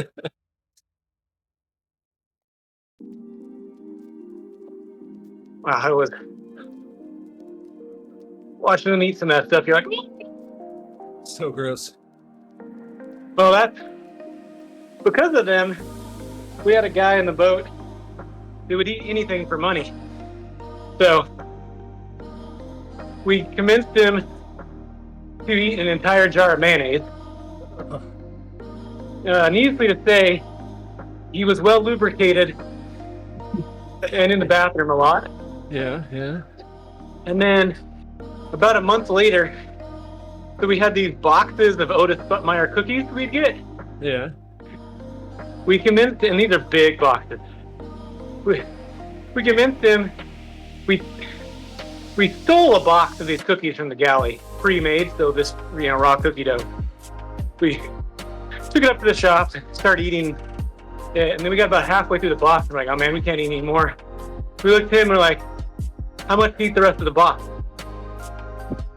He ate the rest of the box for $7. Promptly got sick. How much was in the box? The box is 300 cookies, and it was about half full. What? Yeah. He was a big dude. I mean, he got kicked out for not making weight. Probably our fault. And then we had another guy who, we get these care packages through. I can't remember who they were through, but one time the care packages came with a box of caffeine pills. Yeah. So we convinced this one guy, he goes, I'll take your caffeine pills. I'm like, sure, whatever, man. I don't really like these things. And so we convinced him. We said to him, like, man, you're like hooked on those like a drug. He's like, yeah, man, I'd snort them if I could. And we're like, dare ya?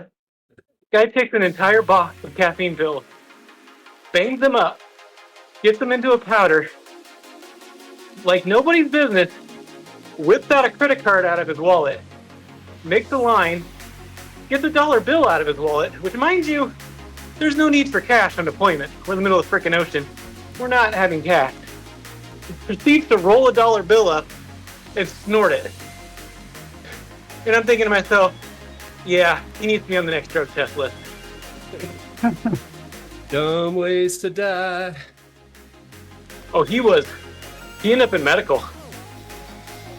Yeah, if it goes straight into your bloodstream instead of being filtered by the kidneys, that's a bad idea.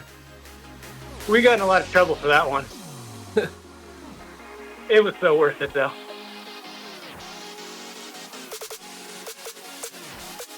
I read a story a couple of years ago about a guy that I think it was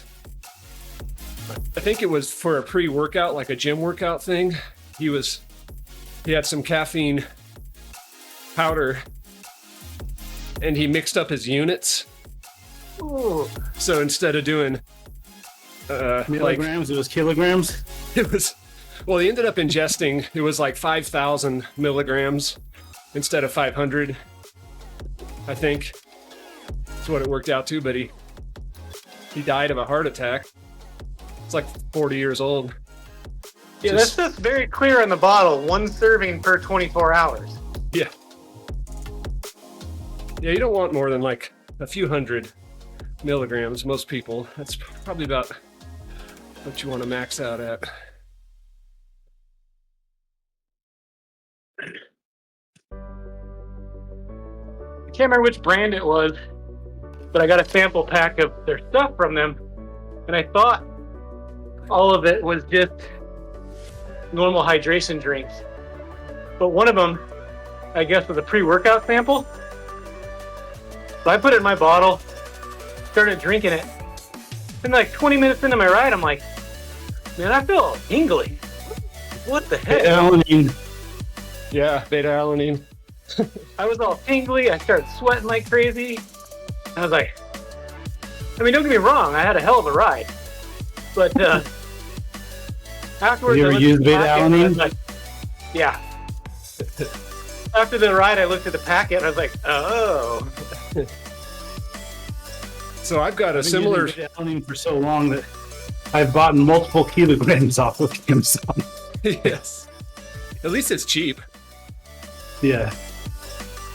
So I've got a similar story, except it involves actual banned substances.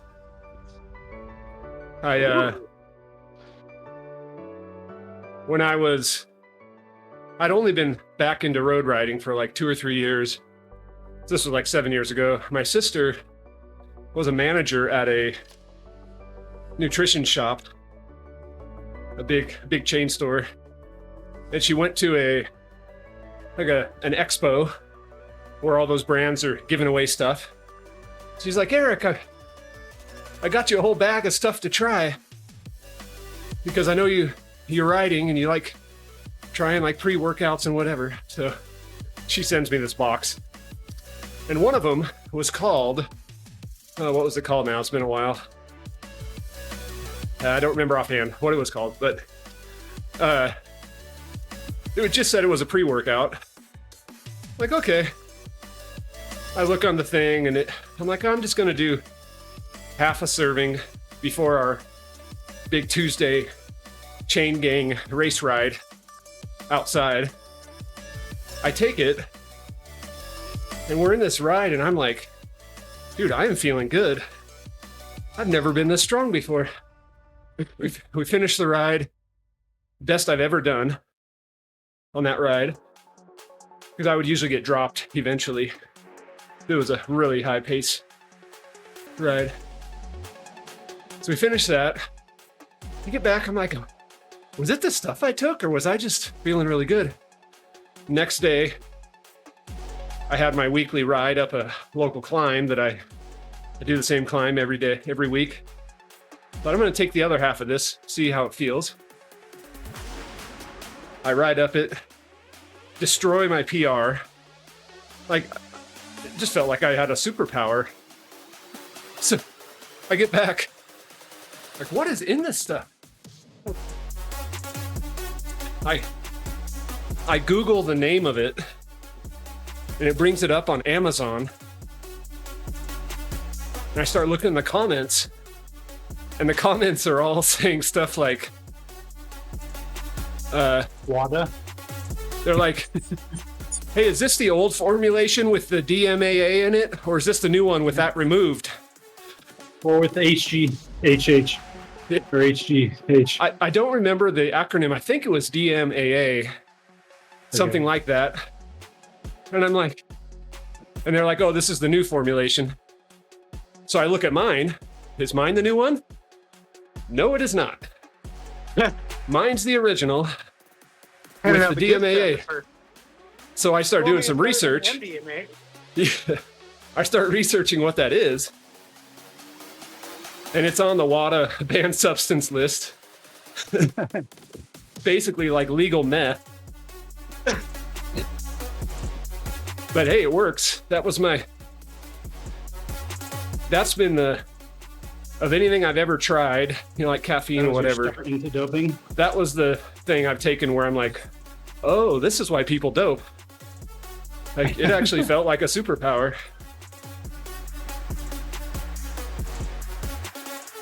Well, I bought some new shoes last week from a drug dealer. Yeah. I don't know what he laced them with, but I've been tripping all week. Oh, man. Solid.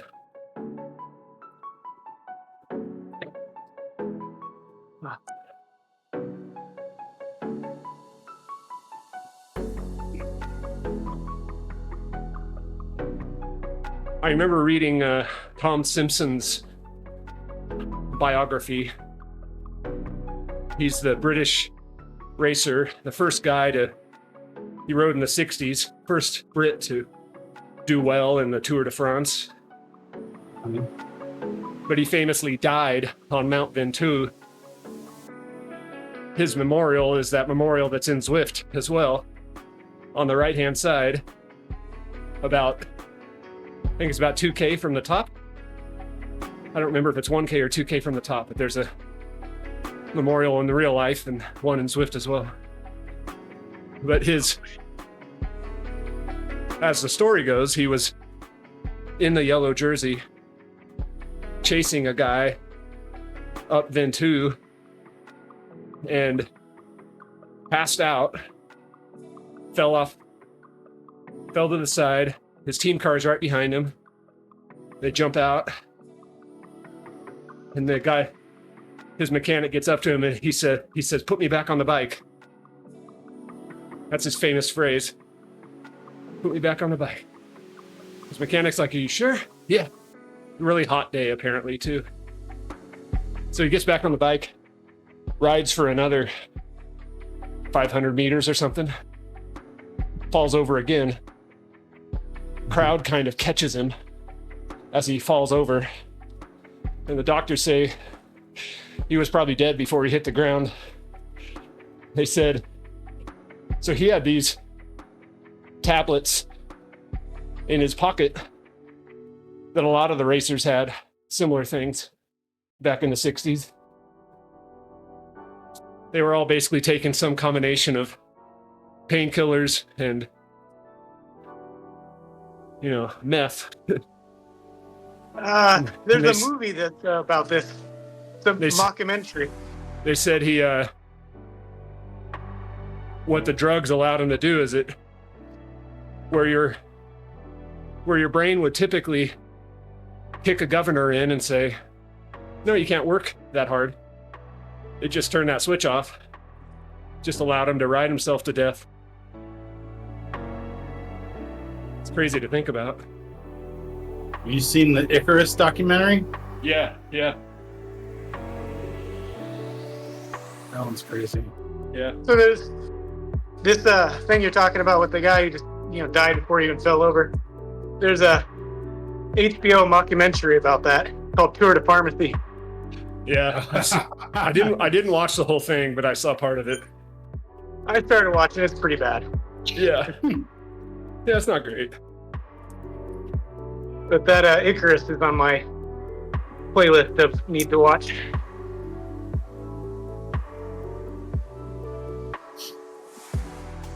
Probably watch that on a Saturday, right? Whenever I suggest, like, hey, I've got a show we should add to our list of things to watch, my wife's like, is it a documentary? Yeah. Watch it on your own. Same with my wife. Sci-fi and documentaries are right out. It's like I'm hearing my wife right now. So when she leaves for the weekend, she comes back, she's like, "Hey, what sci-fi did you watch? What documentaries?" Funny you should ask. Here's the list. My wife leaves in 45 minutes and I don't see her till Sunday, so it's documentaries and writing for me. Yes. The other good one I'd recommend called The Rescue, about the I think we mentioned it last week. Yeah. Yeah. Thai kids in the rescue from the cave. That's a good documentary. That one's good.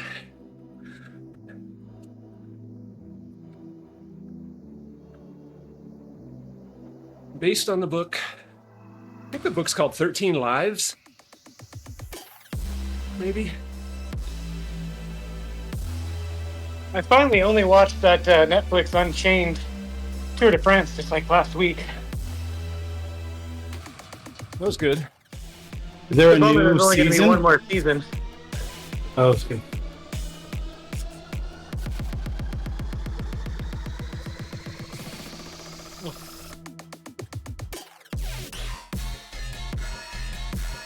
Something about Americans don't care about bikes. What?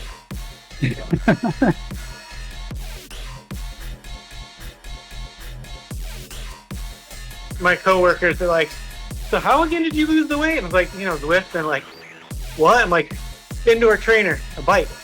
And like, oh, so you're Peloton. I'm like, no. Do I look like a bored housewife?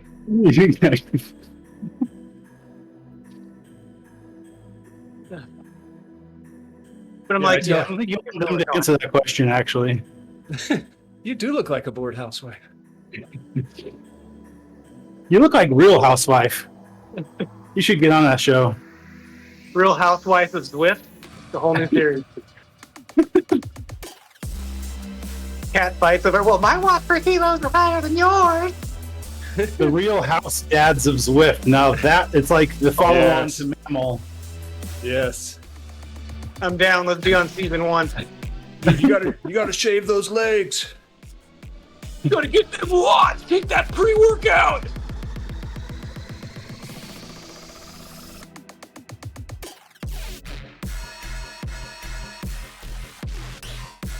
So, like, I used to ride Zwift before, like, the fast people came on. Yeah. Now it's just a bunch of weight dopers.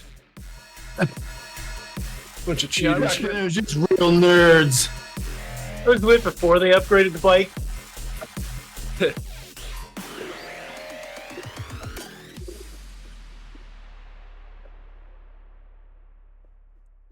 Technically, according to the last update, it is all about the bike. There's definitely some controversy about bike upgrades now. It's people because you're saving like 30 seconds over an hour with an upgraded TT bike.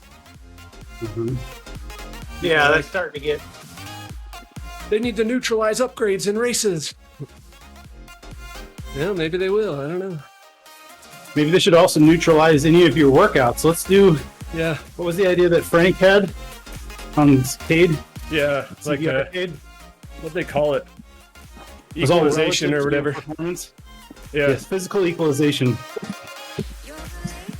you can be as out of shape as you want, and you can compete with people who are truly fit. Make the world a better place. I mean, people that complain about the upgrades, it's like protein. You get a protein that has no money, they may have crappier TT bikes. Yeah. It's real life. Except this one isn't even money. It's actual effort you're putting in. Like, do the work, you get a reward. Just like in an actual race, actually. Just much more extended. It's like a year-long race.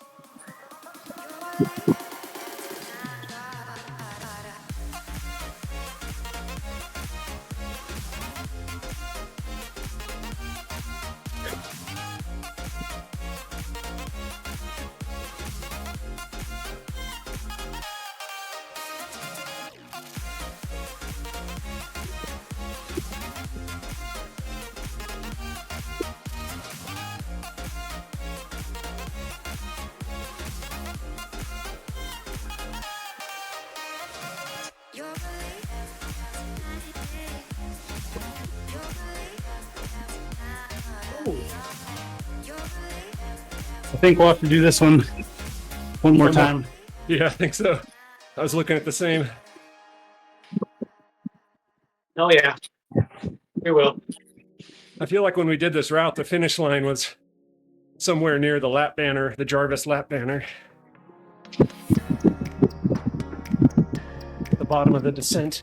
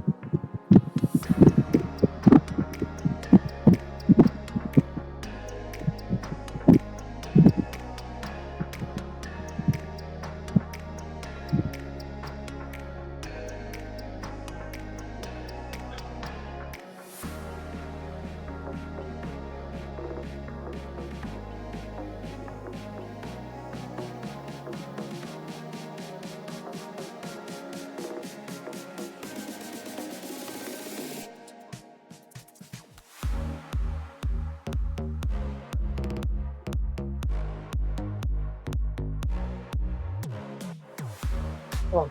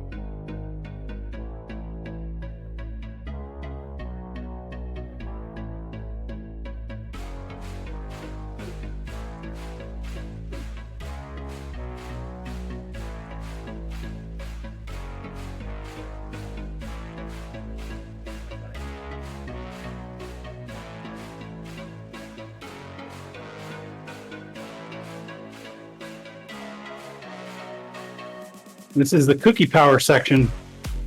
Yeah. All those cookies finally kicking in.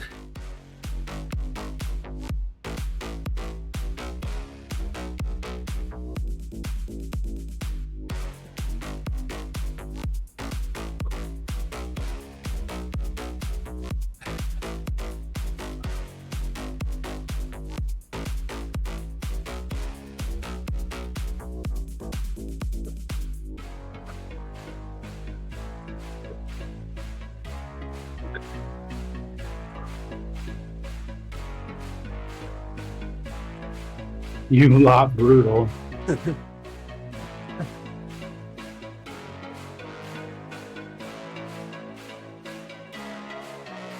Take one down, pass it around. 17 riders in the beacon group. Oh.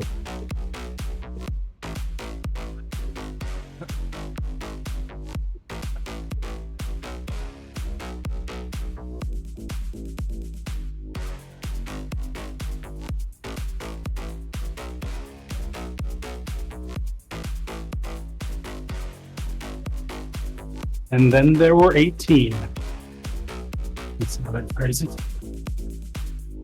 It's the final countdown.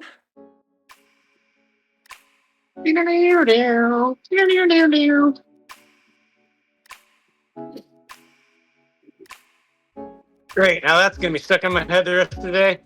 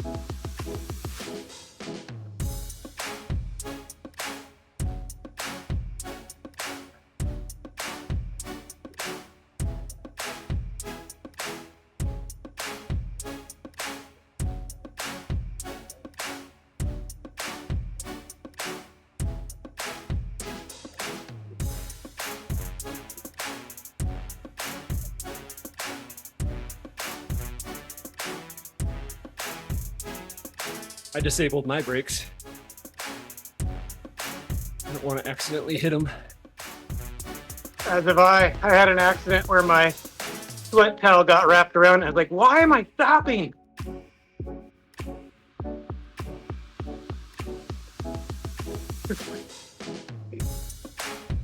Wow. Push him down the cliff, Wag.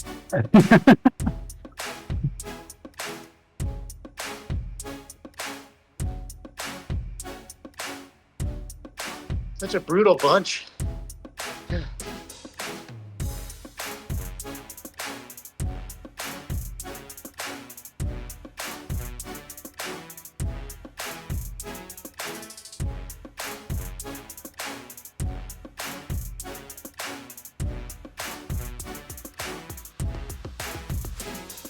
Dirty sorpresa time.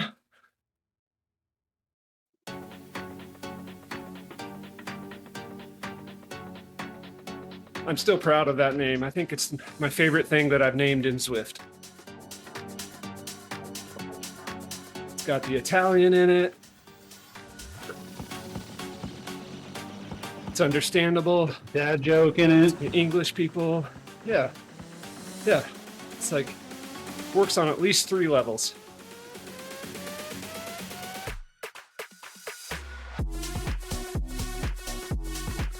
A little bit of a dig at Zwift.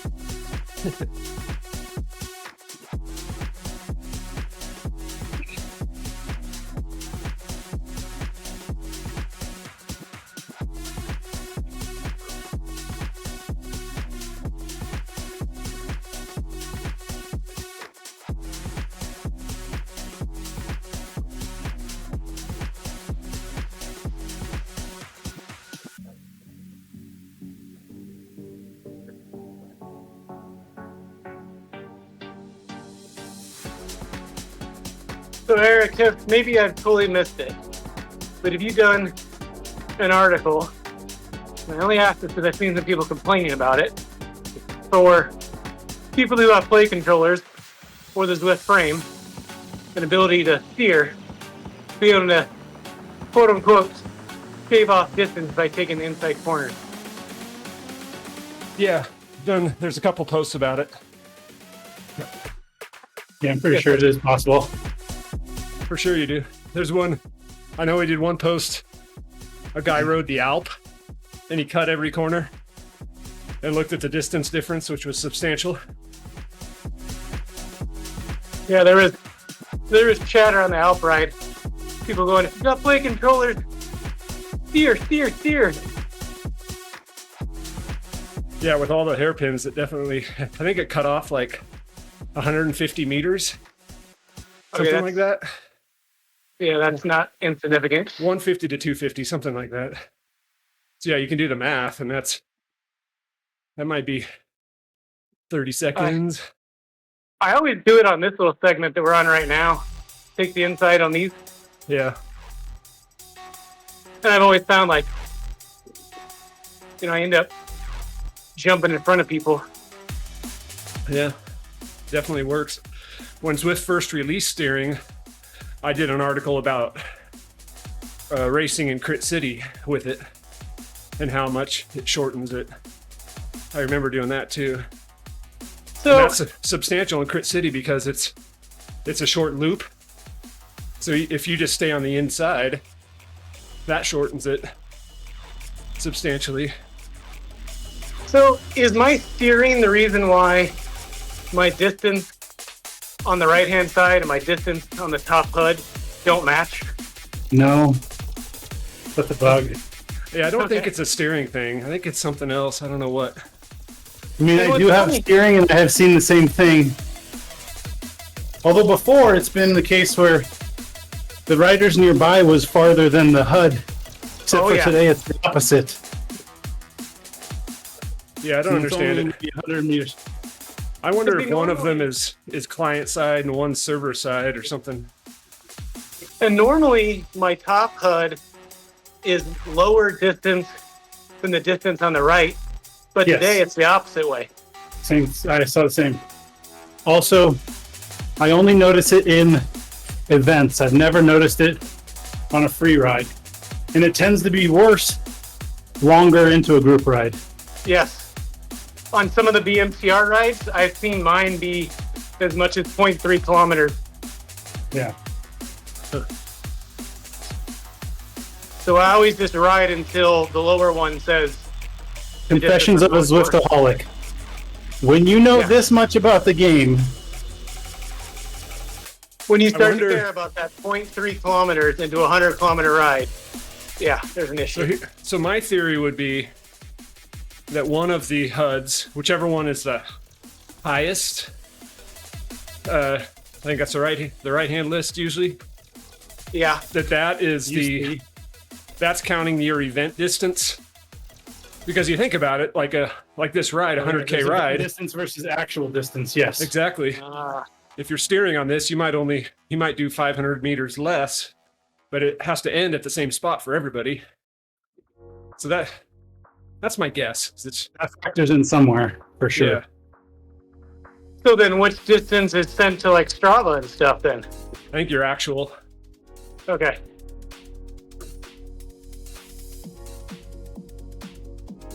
You know, In you gotta fact, worry about that. what you gotta might worry about that find, Strava tab.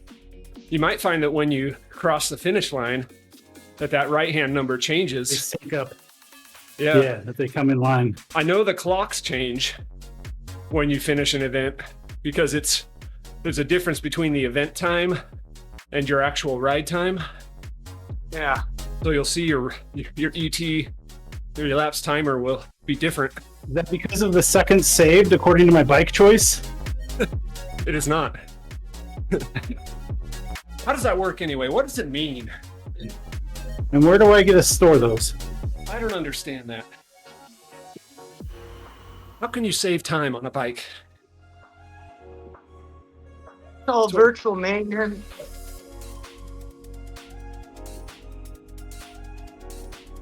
Well, they say everybody's saving time on a bike because you're extending your life by riding. True. Or shortening it depending on the type of riding.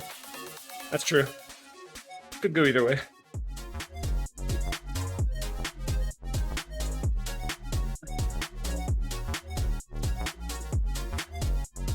And my average power today is good. I'm usually right around 210 and I'm 214 today, which is right around the highest I've had for these rides. Did you take an unmarked pre-workout supplement today? No, don't worry about it. There's something in a Mine box. creeps up to around 220. Then I take my coffee and it'll drop around to 214.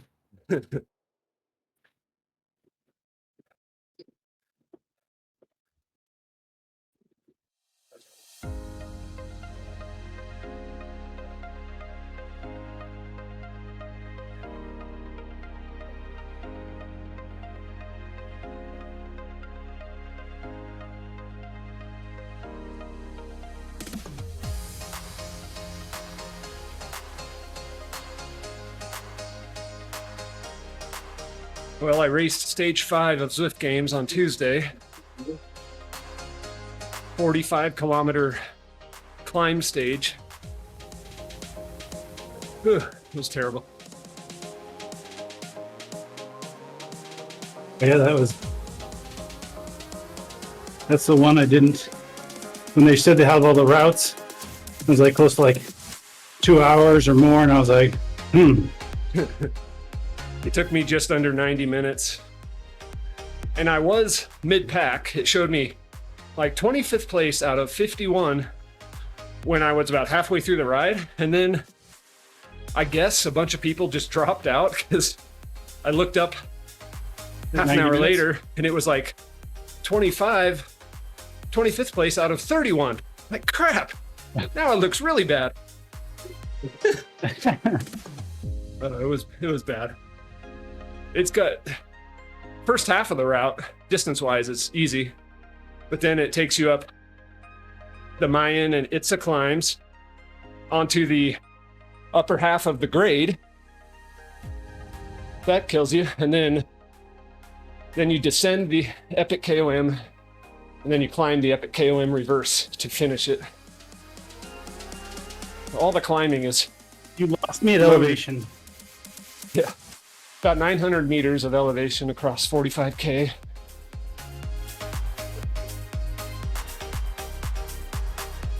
So 30 miles, 3,000 feet of climbing. Yep. 2,800 feet or so.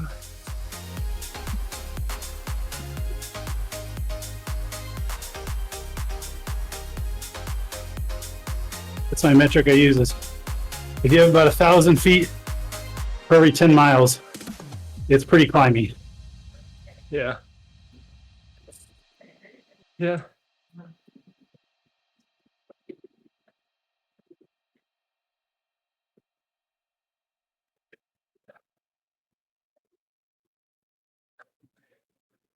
Yeah, my metric's always been if you're at 1,000 feet or less for an hour of riding, it's pretty flat.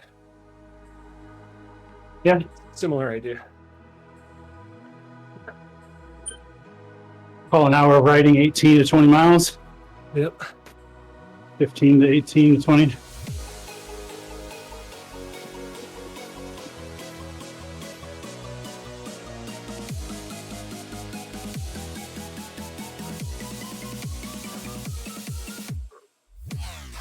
I was throwing all the routes into Excel and figuring out their average gradient because I need to, for that HUD VR 500 I'm going to do in August, I want to do exactly the amount of elevation I need and no more.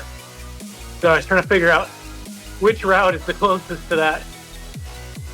And there was none until they came out with Danger Noodle. And Danger Noodle, the average percentage is like spot on what I need to do for the hoodoo. Huh. They'll be riding that like 25 times or something. Jeez. Like that. Or 23, I can't remember. For future reference, if you go to zwifthacks.com, go to their routes app, you can sort by meters of climbing per kilometer. Which is the same as average gradient. I found that after I did it. It's I use Zwift hacks every day, multiple times probably. Just I you go use it to zwiftinslider.com and enter in your Zwift credentials, you'll Yeah. get a free 10 million drops. Oh, perfect. I'm going there right now.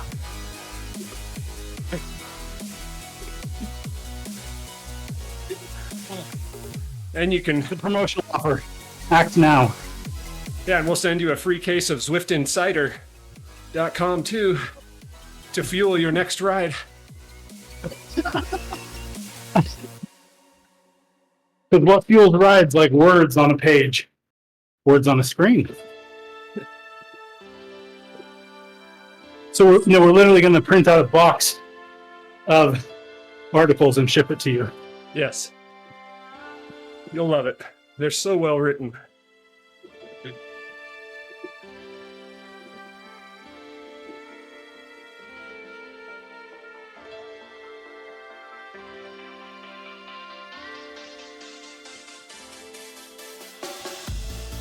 Well, I haven't changed my gloves or my sweatband today. You know what? I'm not going to.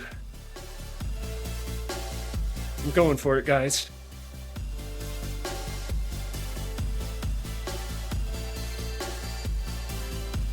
I wasn't going to say anything, but I can smell you all the way up north of here.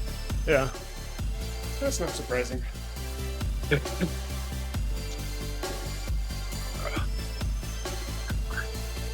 Sending you my love from Kelseyville to Bend.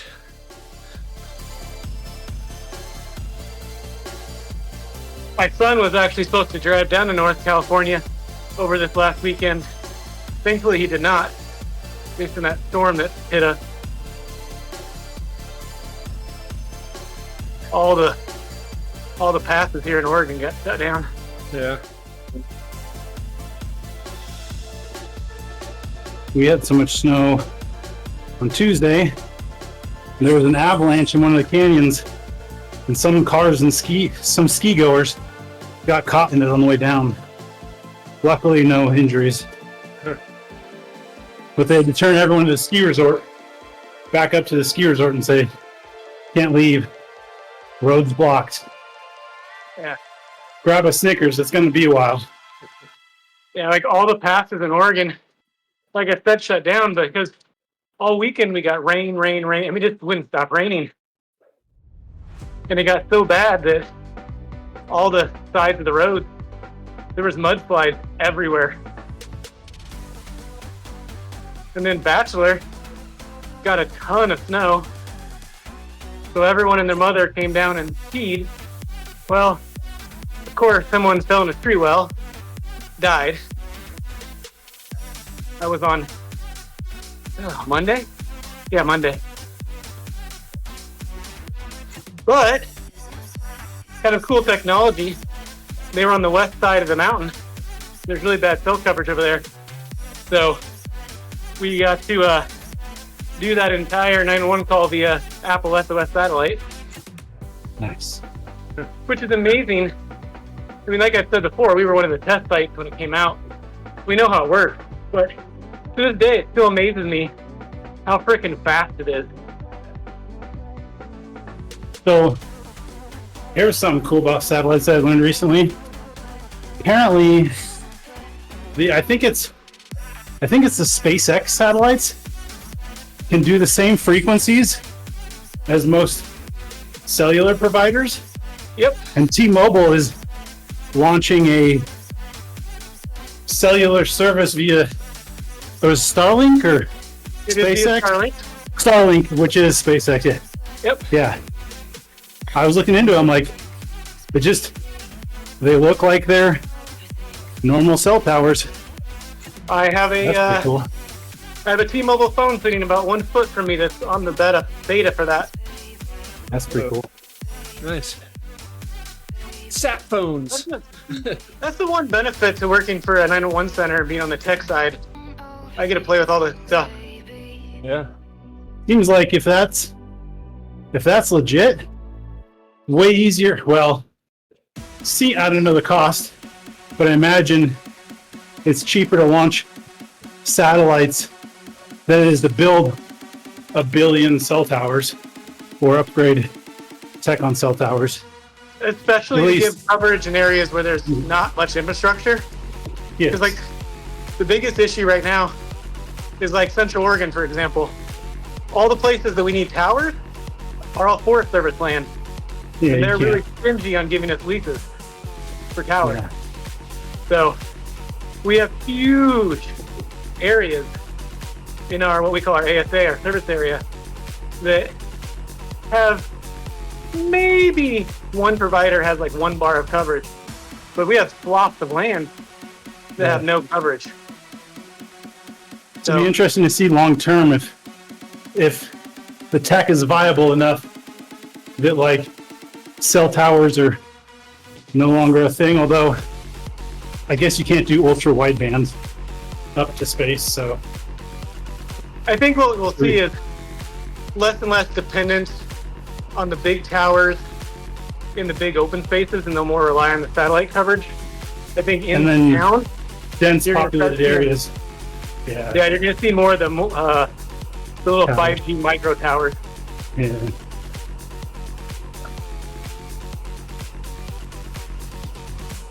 Yeah, we have a couple lakes in our service district that have no coverage for any provider, and that's kind of a big risk. Yeah. So this summer I was up during working hours. It's kind of fun.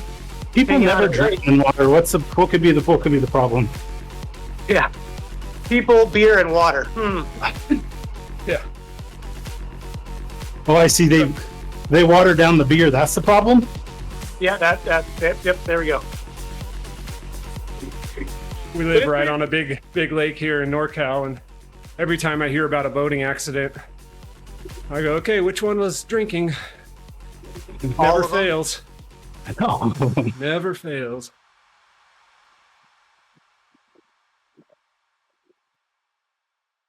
Drinking water, right, Eric? That's what you're talking about? Yeah. Okay. They were drinking that inside cider. The insider. Yes. I have a buddy who's a bass fisherman. Really, I mean, he's been on the lake all his life. Very serious bass fisherman. He was out one day. He hears a boat, turns around. There's a boat rocketing towards him, and it's accelerating, so its nose is pointed up. He can't even see the driver. And the boat ends up running into his boat and actually like jumping over it because it hit at such a high speed and with its nose up so much. Takes a big old chunk out of his boat, and they kind of did the math afterwards, and they figured out that the prop from the boat probably missed his head by like a couple of feet. Like he didn't even get hit, but just destroyed his boat. And the guy never even saw him. He said, I didn't even know you were there. Bet there was some alcohol involved. Yeah.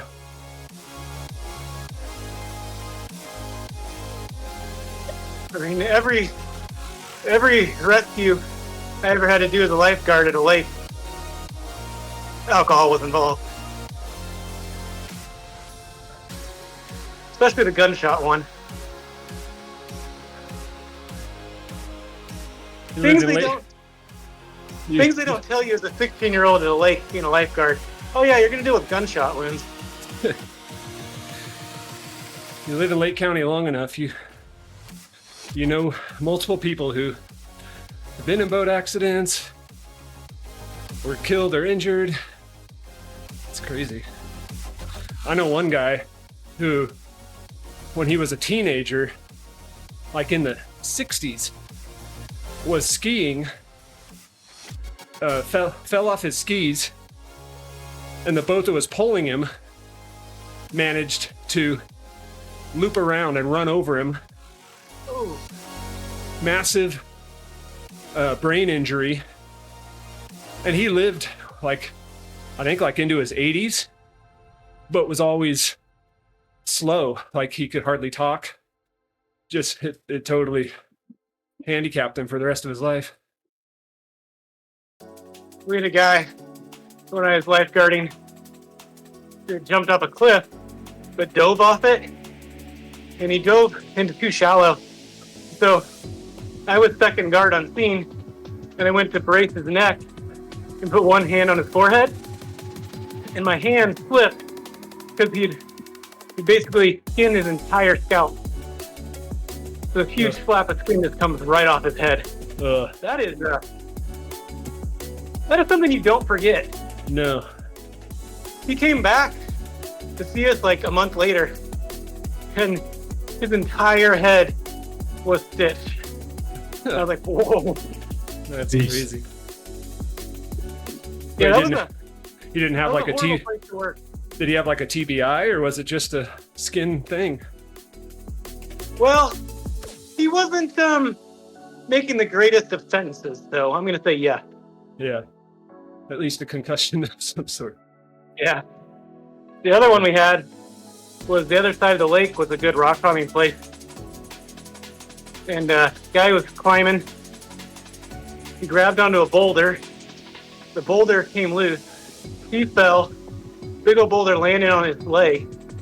The only thing that was holding about mid-shin down his leg onto the rest of his body was a tendon. And that was the first time I ever got to apply a tourniquet.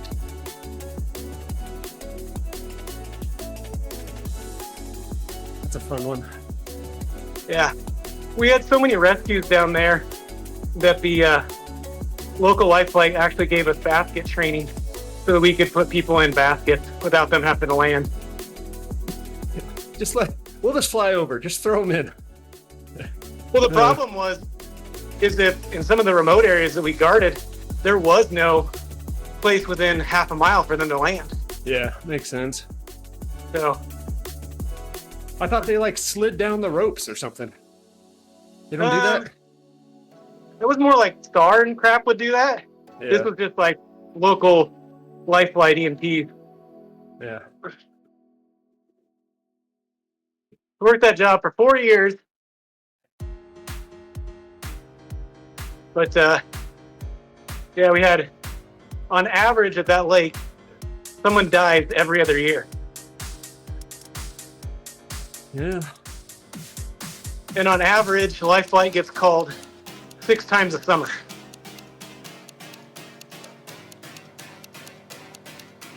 Not a They safe get called in the winter, they just don't go. Just kidding. It was a bad joke.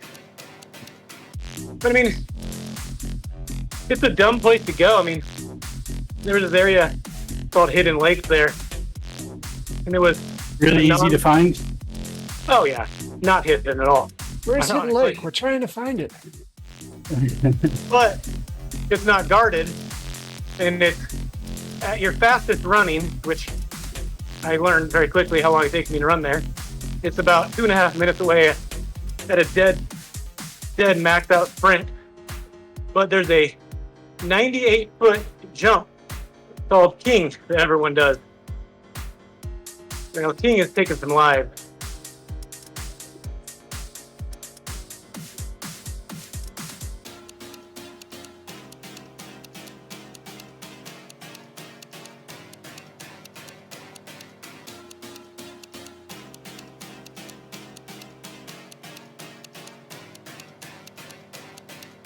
I actually don't understand why the county still allows people to even be down there. Don't tread on me. Yeah. Well, Freedom. this is in Idaho, where you can't tell anyone not to do anything. Yep, that's true. It's the land of the free up there. Idaho and Oregon, a little different. Well, depending on what part of Oregon. Yeah, that's true. Eastern half of Oregon. Oregon wants to be Idaho. Yeah. And the other half never wants to set foot in Idaho. Uh-huh. What's funny is the boundary that they want to do would literally cut my county in half. It would make Bend still part of Oregon, but if I drove 15 minutes north, I'd be in Idaho. And if I would drive 10 minutes south, I'd be in Idaho. Or if I drove 5 minutes east, I'd be in Idaho. So I'd be surrounded by Idaho. It'll never happen.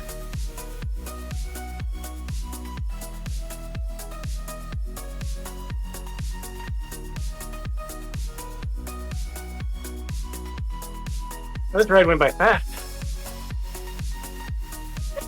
Time flies when you're having fun. Is that what this is? I think so. That's what I tell myself. Or as the frog said, time's fun when you're having flies. Oh boy. Where's the mute button? Time's fun when you don't know the temperature of the water is slowly rising until it boils you, says the frog. Man, that's dark.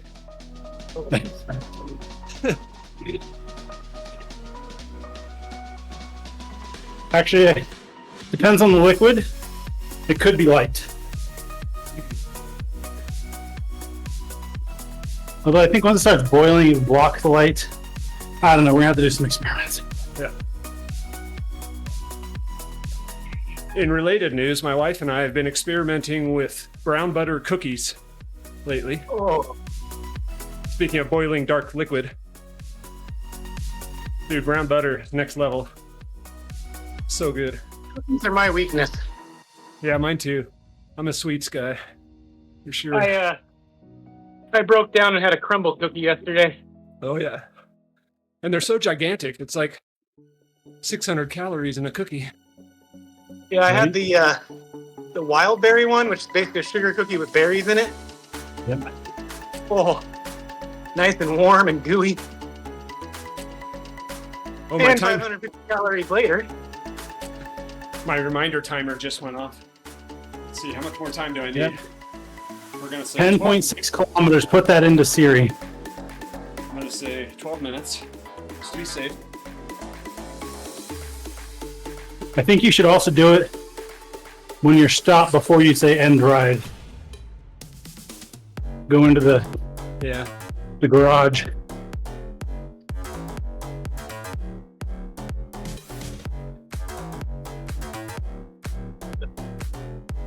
Yeah, definitely before you click to save, you'd have to get into the garage interface anyway.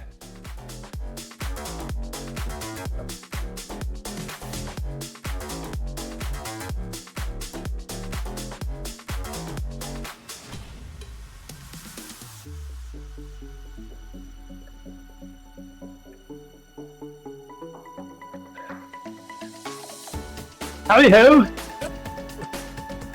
Fish and chips? Good afternoon, sir. Oh boy.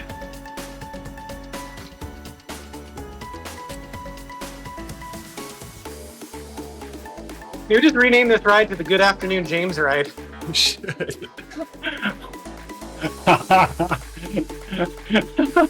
James's good afternoon.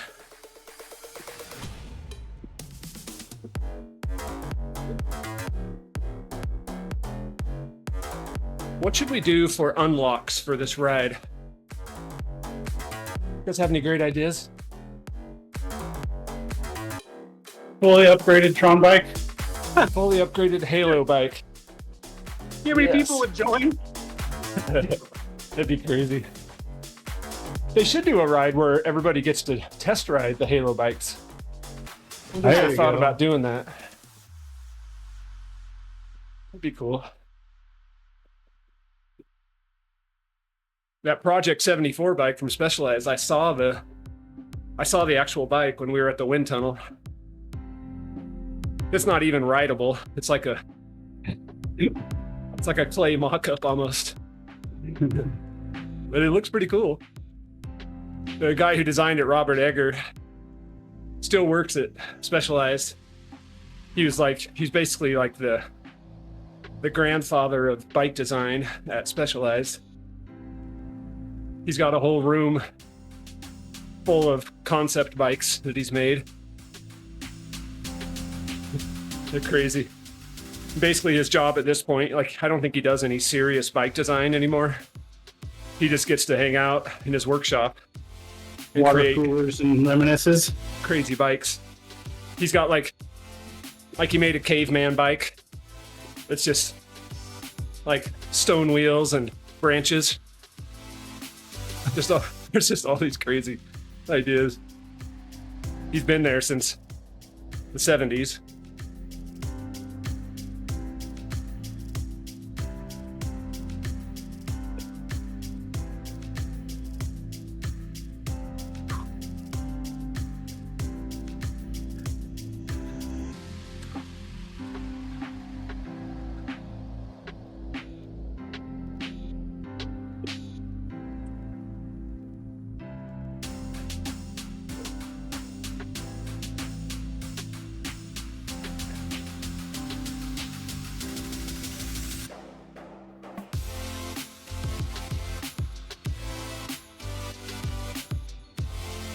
Jensen said we were going to catch the Zinner group, but we did not. You're too fast, Jensen. We definitely take some time off them, but Yeah. not get. Especially not the guy in first. I think he just finished. He was at like 7 point Oh, something. man. Wait, does coffee stop burn your power up? No, maybe I only got a +10. Yeah, I don't think it does. Only 4 riders left up in front, Jensen says. 4 riders and a loner.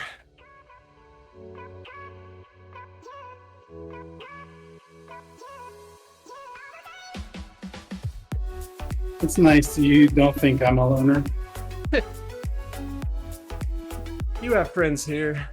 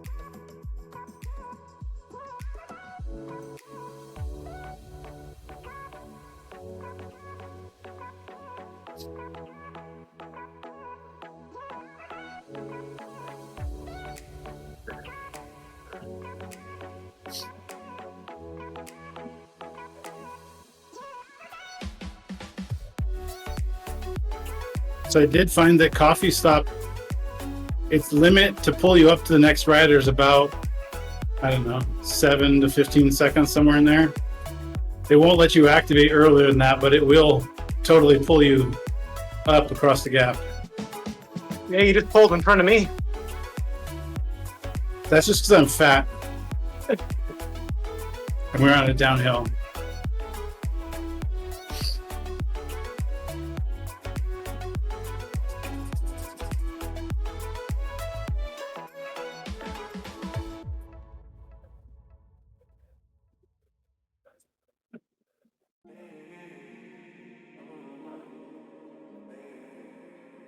So in 1K, I should. Did it give you a pop-up when you could, when you cross that unlock for the stage your bike, Eric? Yeah. Big banner across the screen.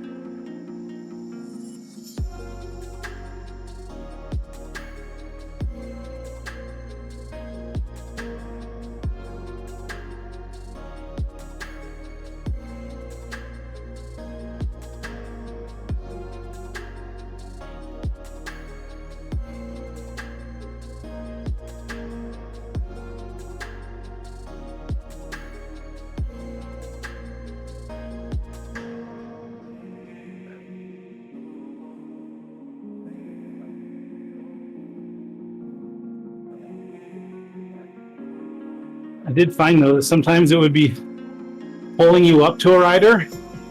That rider will pass somebody, and sometimes you just get stuck, and you'll go from like 40 kilometers an hour to 20 instantaneously to stick on that slower person. Jensen said on his iPad, the notification scrolled across his center HUD. I think, Jensen, you might be seeing a different notification, because there is text that scrolls across the center HUD. Counts down. Yeah, it talks about like, hey, you got 50K to go for this.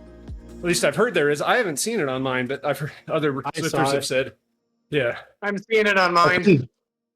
I didn't see what the formula was, like how often it said it, but I just got the main one. It was like a route completion banner. I think it might be like every 50. Pretty sure it's every 50. Yeah. I started this ride only 20 kilometers or 22 kilometers into the upgrade cycle, and I've seen it twice now. And then you should see a really big banner across more the bottom of your screen, like where you see your level unlocks and stuff, that says when you can purchase your upgrade. Yeah, okay. I'm glad I'm not going crazy, Jensen. Yeah, we're not ruling out crazy yet. Yeah, that's true. Yeah, don't rule that out. Let's not get carried away. Not crazy. My mom had me tested. Mom said I was special.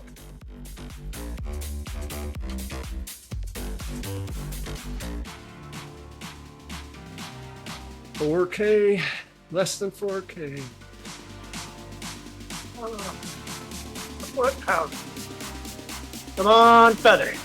Yes, I got a feather too. Woohoo! Nah, I got giraffe. You said you got a giraffe? That's not going to help you at all. I'm gonna get a really big, long neck instead of a big head. That'd be a funny one. It would Big be neck. funny. It's amazing the amount of people that complain about the big head thing. I don't like it because I like riding in first-person view in group rides, and you basically can't with big heads. Other than that, it's fine. But I like the first-person experience. All right, it's going to be a spicy 3K here.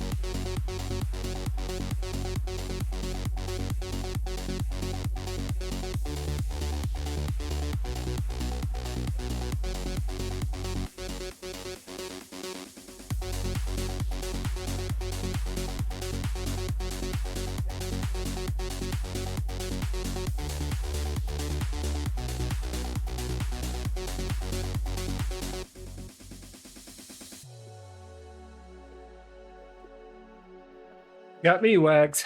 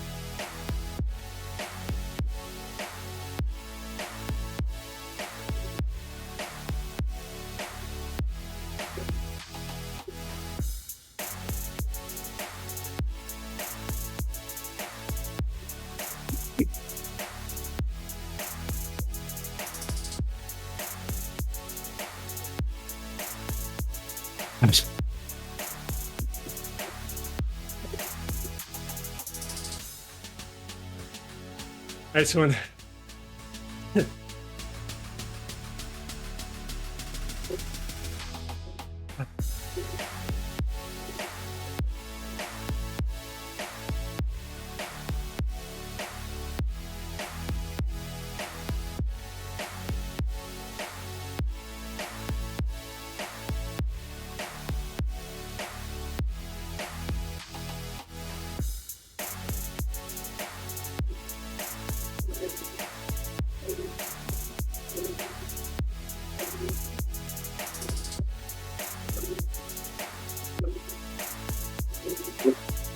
So as an update to the kilometers on the top HUD and the right HUD, I actually crossed the finish line at 99.99 or 99.9 on both the top HUD and side.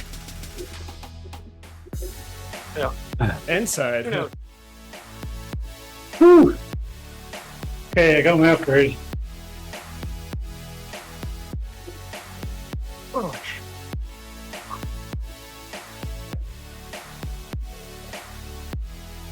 Sorry, I couldn't match a 14 watts per kilogram sprint.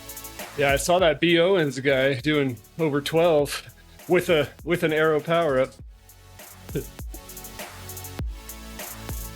All right, upgrade time.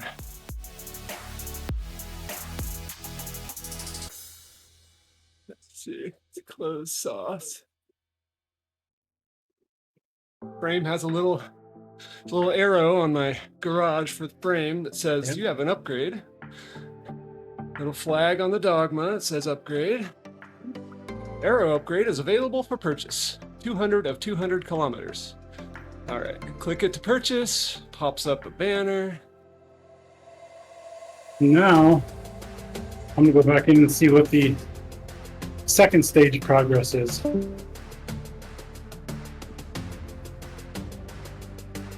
Yep, it gave me 61K of my 260.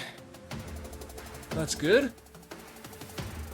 Yeah. I mean, I didn't get 60, but I got the 6 I was due. They need to say at least what the stage 2 upgrade is. That's one thing. They need to say for a weight reduction. Something that tells you what you're working for. I'd like to know what all 5 upgrades are from within the game. But at least tell me the current one, I think. I have a post coming out, I think on Monday, that basically unpacks what the 5 upgrades are for every bike in game. Nice. Because the game isn't telling you.